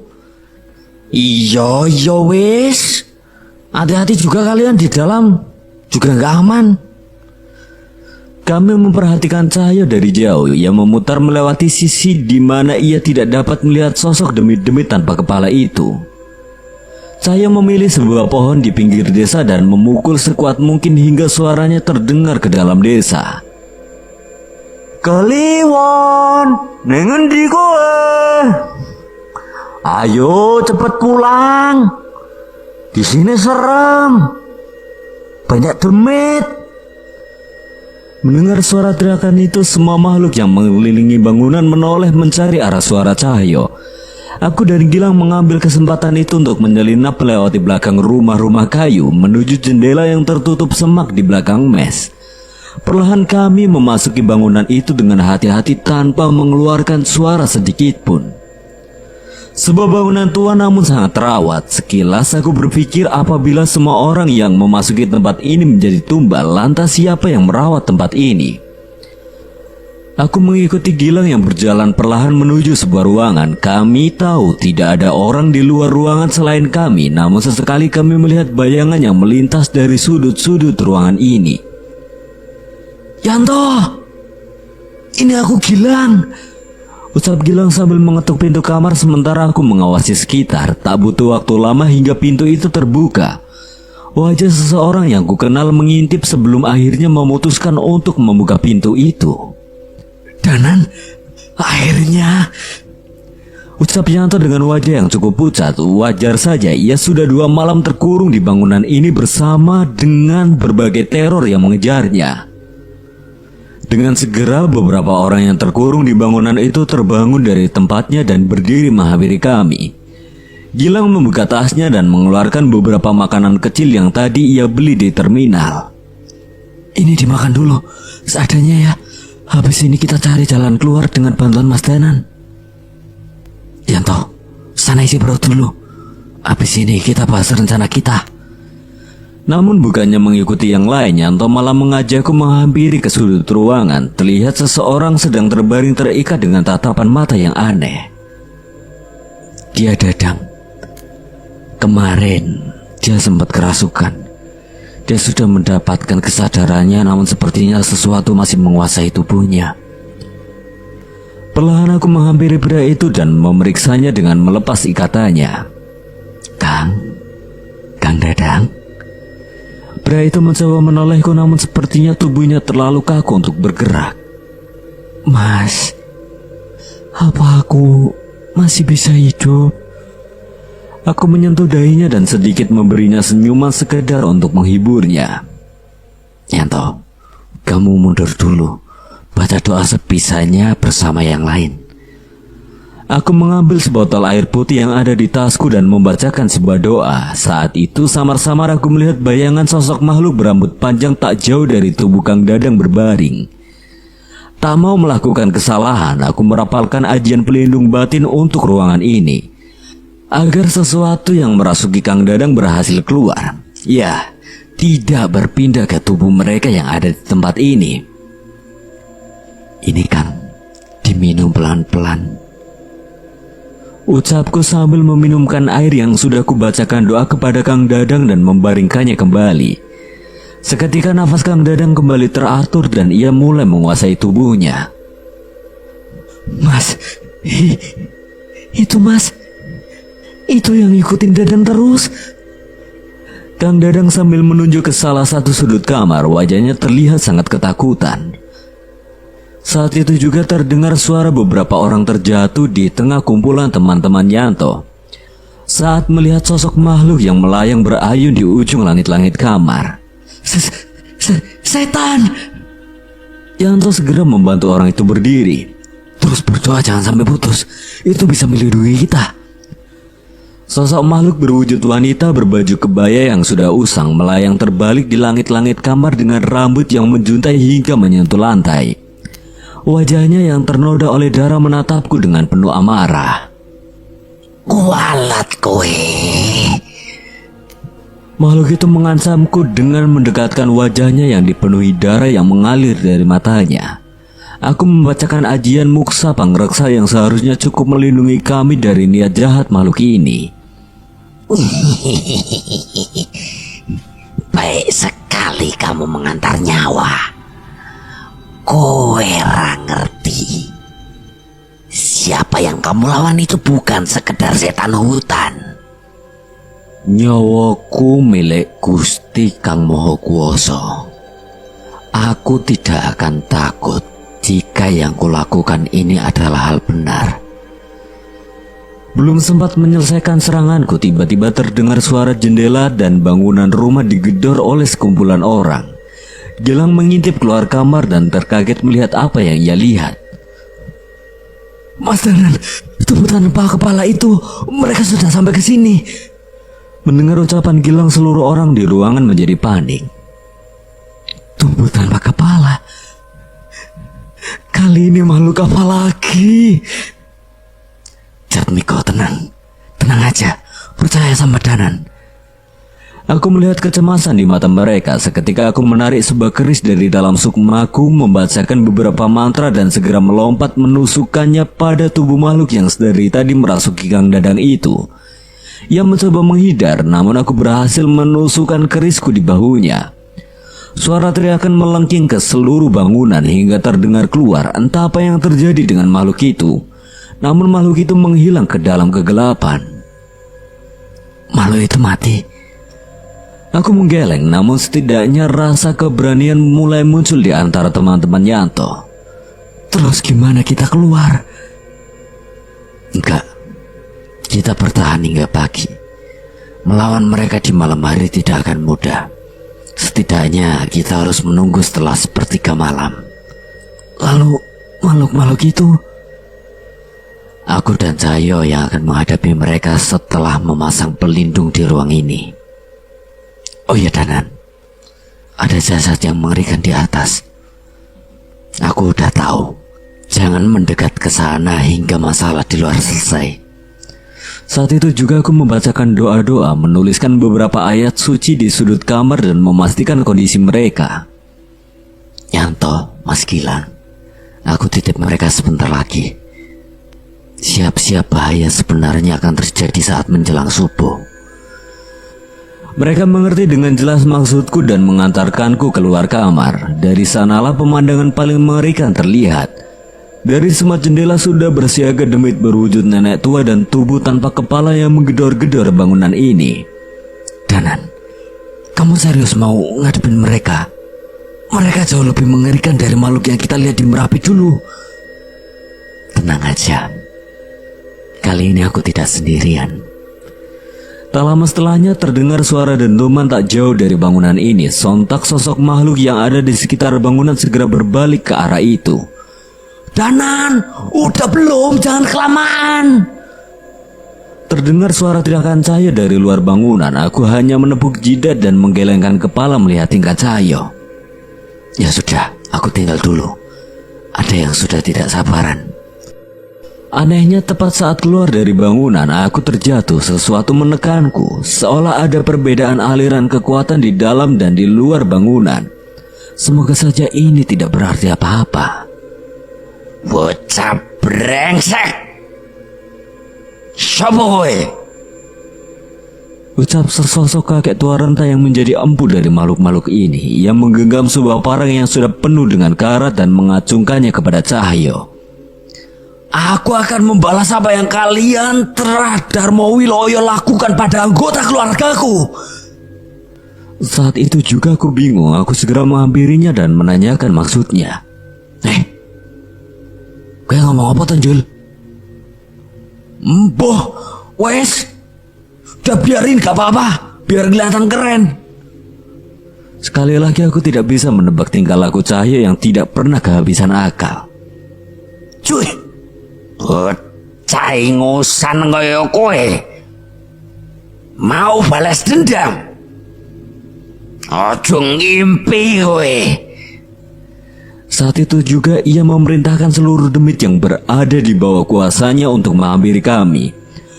Mulai dari makhluk berwujud manusia tanpa kepala dan nenek tua yang berwajah mengerikan. Namun dengan sigap, Cahyo mencopot sarungnya, membacakan sebuah mantra dan mengibaskan sarung kebanggaannya itu hingga sebagian dari mereka terhempas menjauh. Wes nyerah aja. Kurang ajar. Dari terah mana kalian berani menentang keluarga Darmo Wiloyo? Terah apa Danan?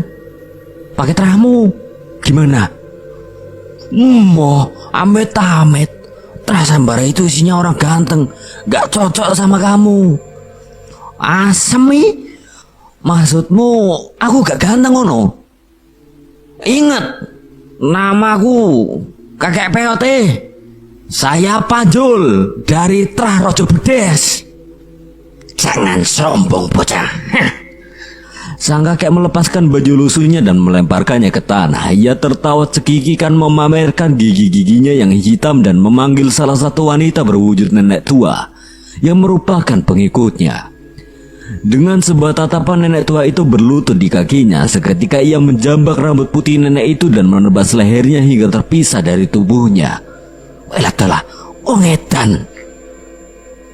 Aku berusaha menahan mual melihat hal itu, apalagi saat sang kakek mengangkat kepala nenek tua itu dan mengalirkan darah dari lehernya ke mulutnya dan membasahi tubuh rentanya.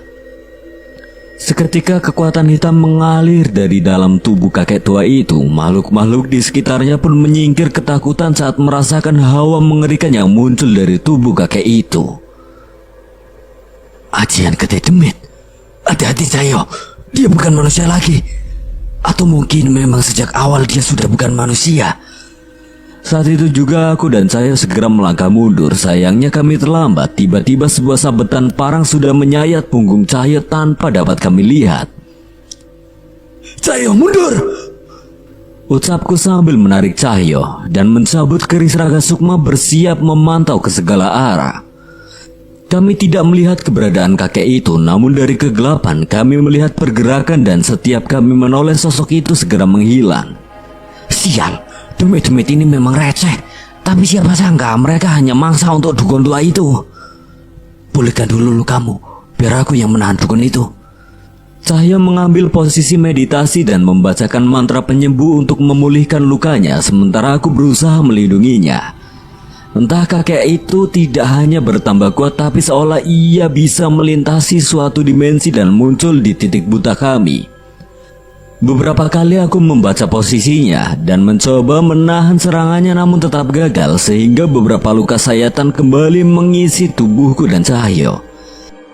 Aku melihat Cahyo sedang membacakan doa-doa sambil menahan lukanya. Aku merasa sepertinya ia sedang menjalankan sebuah siasat.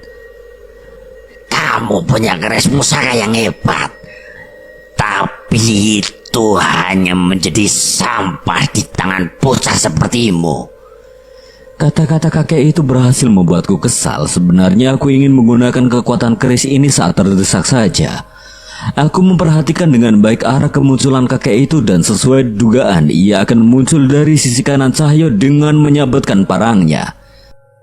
Namun tepat sebelum menahan serangannya dengan kerisku, kakek itu menghilang dan tiba-tiba sudah muncul di hadapan Cahyo dengan parang yang siap memenggal lehernya. Saat itu Cahyo masih dengan tenang membacakan doa-doa yang ia lafalkan tanpa bergeming sedikit pun. Sepertinya ia sudah sadar dengan siasatku. Saat itu juga, tepat sebelum parangnya melukai Cahyo, keris Raga Sukmaku sudah menusuk tepat di punggung kakek itu dengan wujud Sukmaku yang menggenggamnya. Kakek itu terjatuh dan segera menjauh melepaskan tubuhnya dari keris Raga Sukma. Bocah brengsek, bagaimana mungkin benda itu bisa mengenaiku? Makanya jangan sombong, kek. Keris Rogo Sukmo memiliki dua wujud, wujud Sukmo dan Rogo. Saat Rogoku tertipu dengan seranganmu, aku melepas Sukmaku dengan membawa wujud keris ini untuk menghentikan seranganmu berikutnya. Kakek itu memuntahkan darah hitam tak mampu menahan lukanya. Sepertinya ajian Gede Demit yang ia miliki belum sempurna. Seandainya ia menguasai sepenuhnya, mungkin kami akan kewalahan. Ia memanggil sekali lagi Demit nenek tua yang menjadi pengikutnya, namun kali ini tidak ada yang mendekat. Kakek tua itu menoleh ke sekeliling. Semua tubuh nenek tua itu sudah terbaring tak berdaya di tanah seolah tak bernyawa. Ia mencari keberadaan roh tubuh tanpa kepala, namun semua sudah menghilang. Apa yang sudah kalian lakukan? Saat itu juga Cahyo berdiri dengan lukanya yang sudah hampir pulih. Roh itu sudah tenang, tidak akan menjadi tumbal kalian lagi. Dan demit yang merasuki tubuh nenek tua itu juga sudah pergi, ketakutan ke tempat yang jauh. Rupanya sedari tadi Cahyo membacakan doa-doa penenang untuk menenangkan roh pengikut dukun tadi, sekaligus mengusir demit yang mengisi tubuh nenek-nenek yang bergelimpangan di sekitar kami ini. Kalian benar-benar sudah memulai masalah besar. Kanjeng Nyai tidak akan tinggal diam. Bilang sama dia, kami tidak akan kemana-mana. Kami tunggu sampai dia datang. Jangan sombong. Masih ada setanggul mayat yang bisa kugunakan untuk menghadapi kalian. Ini memang rencana kami. Dukun itu bukanlah masalah utamanya. Walaupun kami bisa mengalahkan dukun itu, wanita yang dipanggil Kanjeng Nyai itu pasti akan mencari dukun lain untuk mencari tumbal. Aku dan Cahyo kembali memasuki bangunan tempat Yanto dan yang lain berada. Sekali lagi aku merasakan distorsi kekuatan saat memasuki bangunan ini. Seolah sesuatu yang mengerikan tersembunyi di bangunan ini. Gimana Danan? Kita udah bisa keluar? Sebenarnya udah aman, tapi kita tunggu sebentar lagi biar masalah ini benar-benar selesai. Kini suasana di bangunan ini tidak semengerikan sebelumnya. Yanto dan teman-temannya menunggu di ruangan tengah sementara beberapa dari mereka menyempatkan ke kamar mandi. Setelah cukup lama menahan selama kejadian tadi. Walaupun begitu, kami tetap harus waspada dengan keberadaan makhluk berwujud jasad busuk yang tergantung di sebuah ruangan di lantai atas. Mas Danan, hatur nuhun ya Mas. Dadang udah sehat lagi. Iya Kang, santai aja. Tapi Kang Dadang hebat, bisa bertahan dari makhluk itu. Kang Dadang teh hanya teringat keluarga di kampung. Jangan sampai Kang Dadang pulang cuma jasad aja. Aku tersenyum mendengar ucapannya. Memang keberadaan keluarga yang menanti di rumah mampu memberikan kekuatan dan menjadi semangat untuk seseorang. Kang Dadang, boleh cerita sedikit? Boleh Kang, cerita aja. Kita masih banyak waktu kok. Saat itu Kang Dadang mulai bercerita tentang perasaannya saat dirasuki makhluk itu. Bahkan ia sadar saat aku mengikutinya dalam wujud sukma. Setidaknya perbincangan ini bisa membuatku menahan kantuk hingga subuh nanti. Ini kita menunggu apa Danan? Kamu ingat wanita yang kemarin datang? Aku masih harus menghadapinya. Ya benar kamu Danan, dia berbahaya. Orang yang kemarin mencoba melawan saja langsung bertekuk lutut.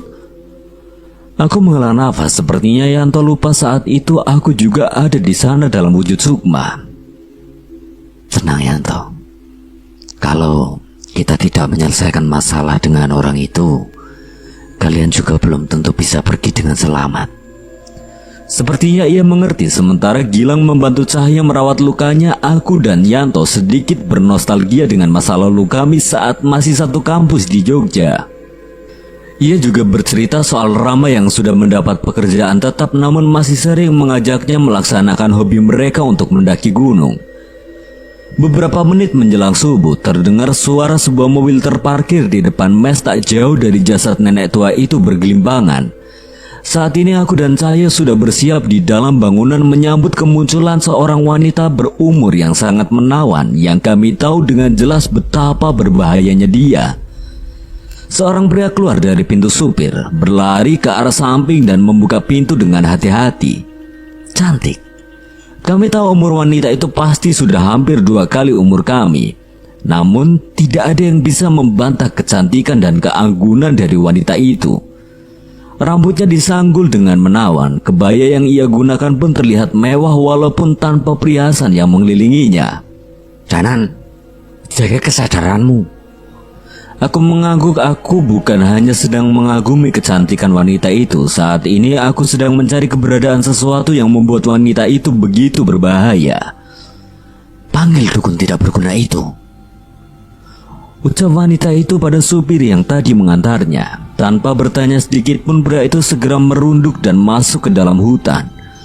Wanita itu berjalan dengan anggun ke hadapan kami namun masih tidak mau masuk ke dalam mes ini. Ia menatap kami satu persatu dengan berusaha menahan amarahnya.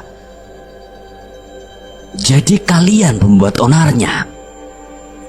Aku tidak menjawabnya, begitu juga dengan Cahyo. Kami masih ingin mencoba membaca situasi ini. Sayangnya amarah wanita itu sudah memuncak. Ia mundur dan mengambil sebuah benda menyerupai tungku kemenyan yang sudah menyala. Mengasapi beberapa kelopak bunga dan menatapku sambil memakan salah satu kelopak bunga itu. Saat itu juga rasa sakit muncul dari dalam tubuhku. Aku tak mampu menahannya hingga cairan merah keluar dari mulutku. Danan, kamu kenapa? Aku mengayunkan tangan untuk menahan Cahyo sambil mengambil posisi meditasi. Ini ilmu santet, tapi tidak mungkin bisa semudah ini. Brengsek! Ucap saya yang segera menerjang keluar. Sayang saat semakin dekat dengan wanita itu, Cahyo terhenti. Sesuatu seperti menahannya untuk menyerang wanita itu. Cahyo, kembali! Bukannya kembali, Cahyo seperti terkesima dengan keanggunan wanita itu dan berjalan ke arahnya. Jangan bodoh! Bagus, kesini. Gak usah takut. Aku ingin menyusul Cahyo namun sepertinya kemampuan wanita itu akan membuatku bertingkah sama seperti Cahyo.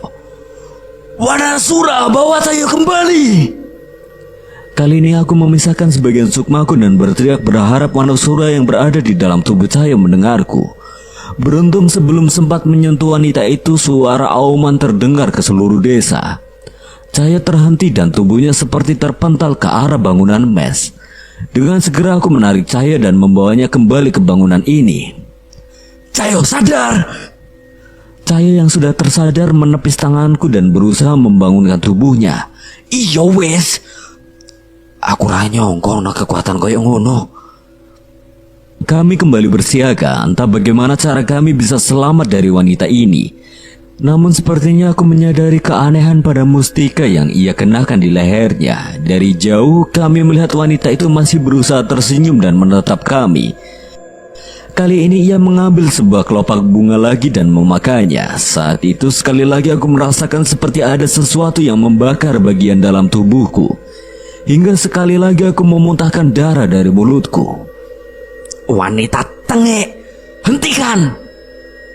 Teriak Cahyo, namun mendengar ucapan itu ia merasa semakin kesal dan mengunyah kelopak bunga itu hingga membuatku tak mampu menahan rasa sakit ini. Awas kowe! Aku sekuat tenaga menahan serangan santet yang dikirimkan ke tubuhku melalui perantara kelopak bunga itu. Seandainya ia memiliki sehelai saja bagian tubuhku, mungkin wanita itu bisa membunuhku dengan mudah. Menyerah saja. Cepat atau lambat kamu juga akan mati. Sekali lagi wanita itu mencoba memasukkan kelopak bunga ke dalam mulutnya. Namun tiba-tiba ia terhenti saat terdengar suara dari dalam bangunan itu. Sakit, Bu. Loro, Bu. Terdengar suara seseorang yang menangis lirih dari dalam bangunan. Saat itu juga wanita itu terlihat panik. Hentikan, jangan macam-macam kalian. Ucapnya yang melihat kedatangan saya dengan menggendong jasad busuk yang sudah menghitam namun masih bernafas dan berbicara. Saat itu juga sopir yang diperintahkan oleh wanita itu datang bersama dukun kakek tua tadi yang masih terlihat kewalahan dengan lukanya. Kali ini ia datang bersama seorang wanita muda dengan wajahnya tanpa ekspresi sama sekali. Mereka bocah yang menggagalkan ritual ini. Jangan salahkan aku, Kanjeng Nyai. Kalau bukan gara-gara kebodohanmu, mereka tidak akan berani-berani melukai anakku. Cahyo yang terlihat kesal segera maju ke depanku dengan membawa jasad yang wanita itu akui sebagai anaknya. Lihat sendiri, apa ini anakmu? Wanita itu bertambah panik dan mengabaikan sekitarnya. Jangan sampai tubuhnya menyentuh tanah. Hentikan. Kalian kubiarkan hidup. Kembalikan ia ke tempatnya. Sayangnya tujuan kami tidak sependek itu. Saat itu juga Cahyo keluar membawa jasad itu dan mendekatkannya kepada keempat orang yang ada di depan mes bangunan ini. Bagaimana kamu bisa tidak terpengaruh lagi dengan kekuatanku? Melihat rencana aku berhasil, aku menyusul keluar sambil menunjukkan sebuah benda yang sebelumnya berada di leher wanita itu.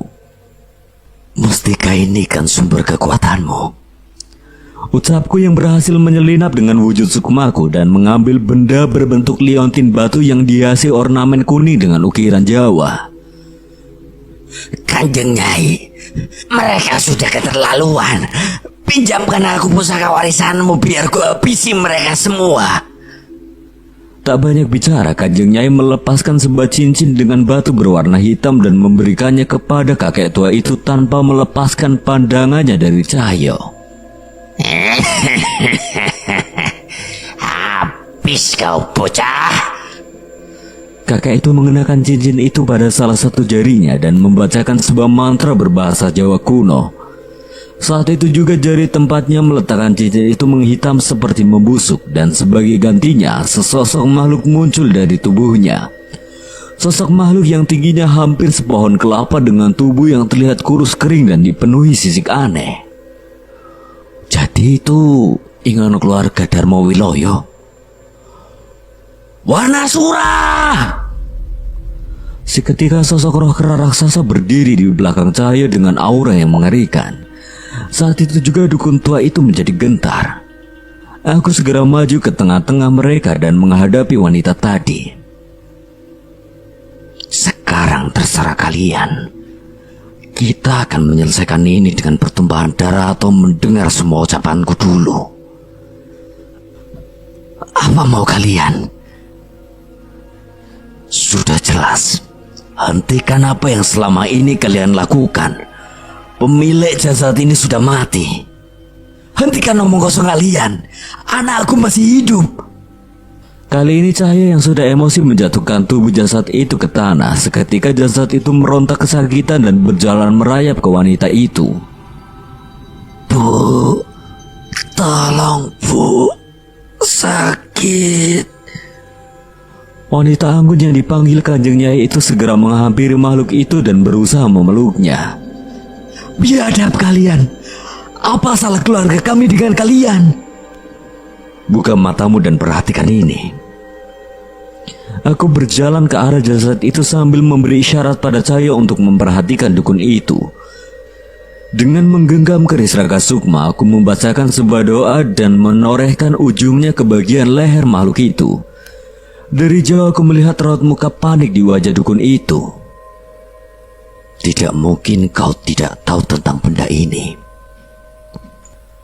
Ucapku yang mengeluarkan sebuah patahan kayu hitam yang terukirkan seton di nama seseorang yang diakhiri dengan marga Darmo Wiloyo. Tepat saat benda itu keluar, jasad itu tidak lagi bersuara dan tidak bernafas sama sekali.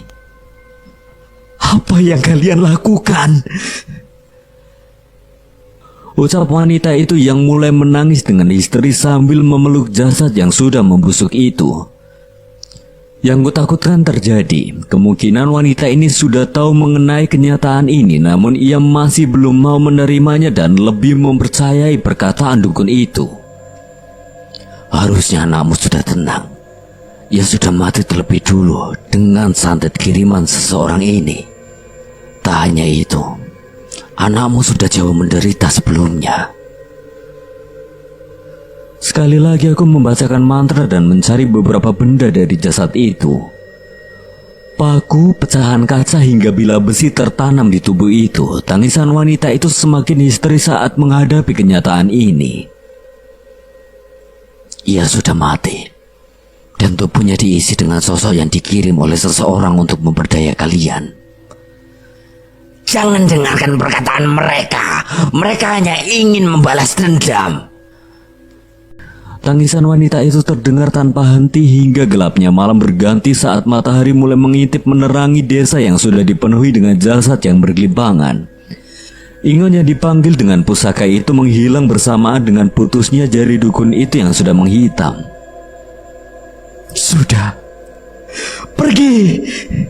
Pergi kalian. Aku Aku tidak memperdulikan ucapannya. Seharusnya bukan jasad busuk itu yang kamu perjuangkan. Dia yang rela mengorbankan nyawanya untukmu sebagai tumbal yang seharusnya kamu jaga. Apa maksudmu? Raya mengikuti wanita itu yang merasuki tubuh seseorang di antara kami memberi petunjuk pada kami. Saat itu tiba-tiba Yanto Danang Gilang keluar dari dalam bangunan itu. Sepertinya ia sudah mendengar semua perbincangan kami. Wanita itu teh anaknya ibu kan? Kang Dadang tahu dari makhluk yang merasuki Kang Dadang? Jangan sembarangan kalian. Mana mungkin perempuan kotor itu anakku? Aku menoleh ke arah anak wanita itu, khawatir akan ucapan dari wanita itu melukai perasaannya, namun ia tidak bersedih sedikit pun, seolah perasaan anak perempuan itu sudah mati. Tak lama dengan cepat supir itu segera menghampiri wanita itu. Sudah hentikan, semua ini sudah selesai, pergi kalian. Kami tidak bergeming mendengar ucapannya, sebaliknya Kang Dadang melanjutkan ceritanya. Kang Dadang menceritakan sesuatu yang tidak bisa dipercaya. Rupanya anak wanita itu adalah hasil hubungan gelap antara ibu itu dengan supir itu yang terjadi saat ia gelap mata. Hal itu terjadi saat suaminya tidak pulang berbulan-bulan saat mengerjakan proyek perusahaannya.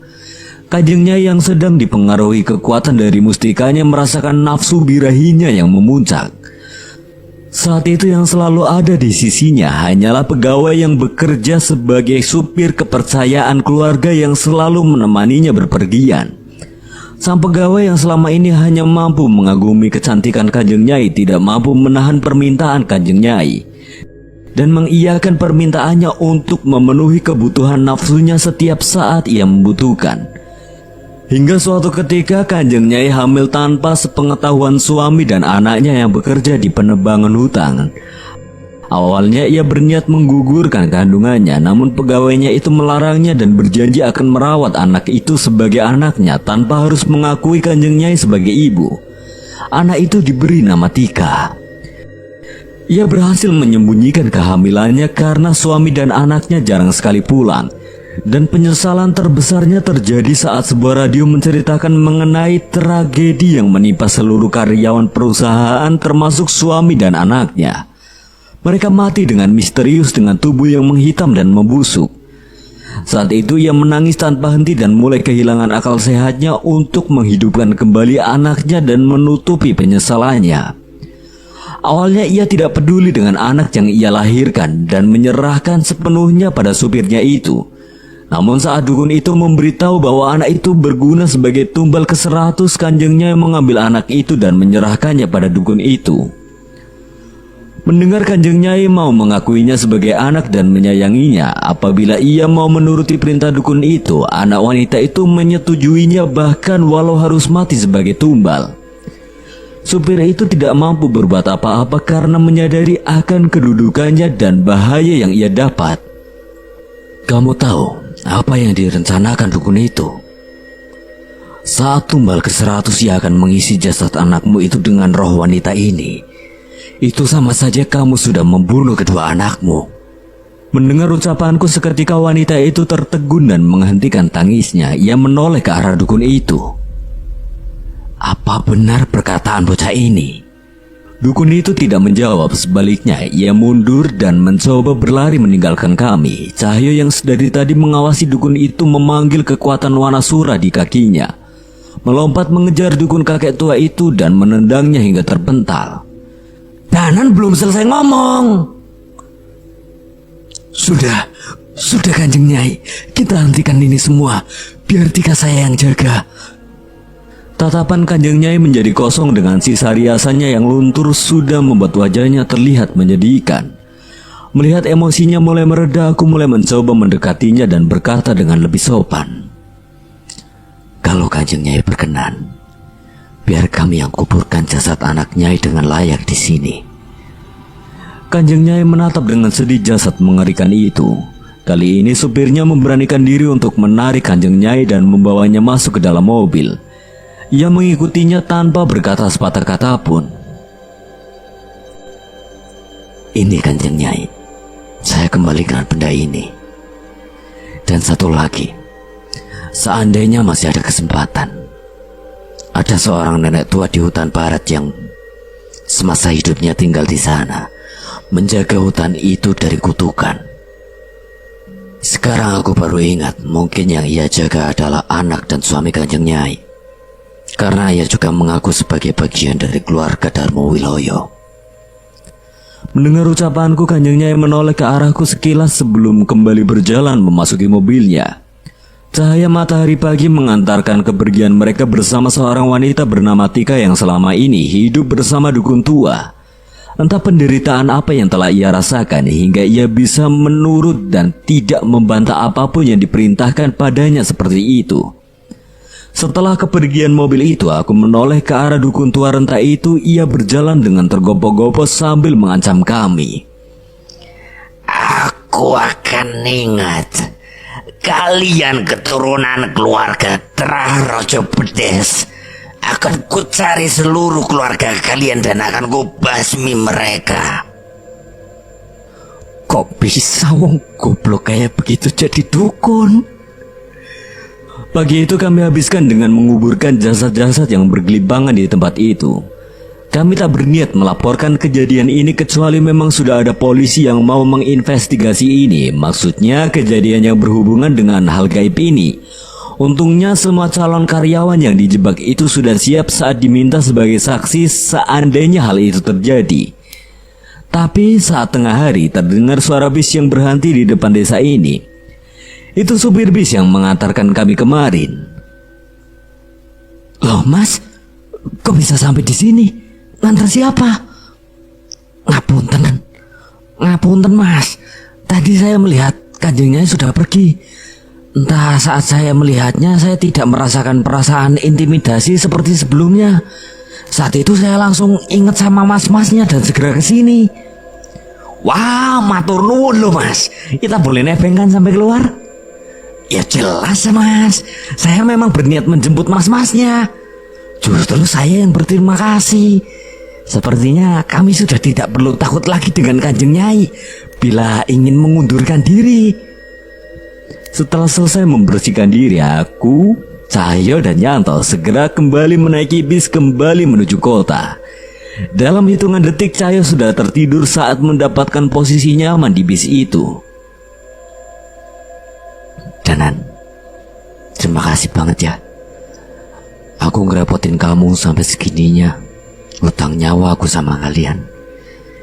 Ya ampun Yanto, orang yang gak kenal aja aku bantuin, apalagi teman sendiri. Kalau ada masalah beginian, gak usah sungkan. Yang Maha Kuasa menitipkan kami kelebihan ini kan memang untuk membantu orang lain. Ya sudah. Pokoknya kalau kamu butuh bantuan apapun dari aku, bilang aja ya. Jangan sungkan. Saya juga.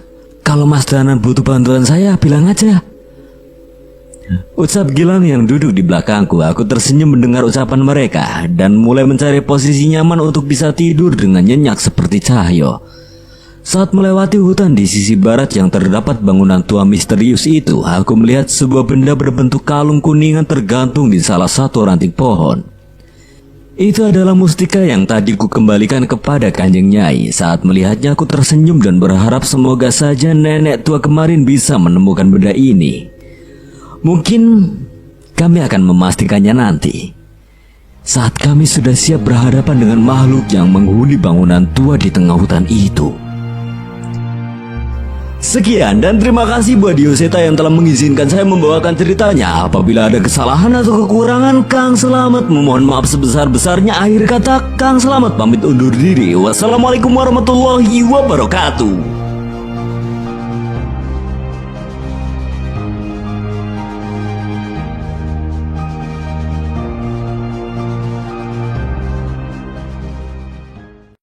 Kemarin saya keluar lewat jendela belakang yang tertutup semak.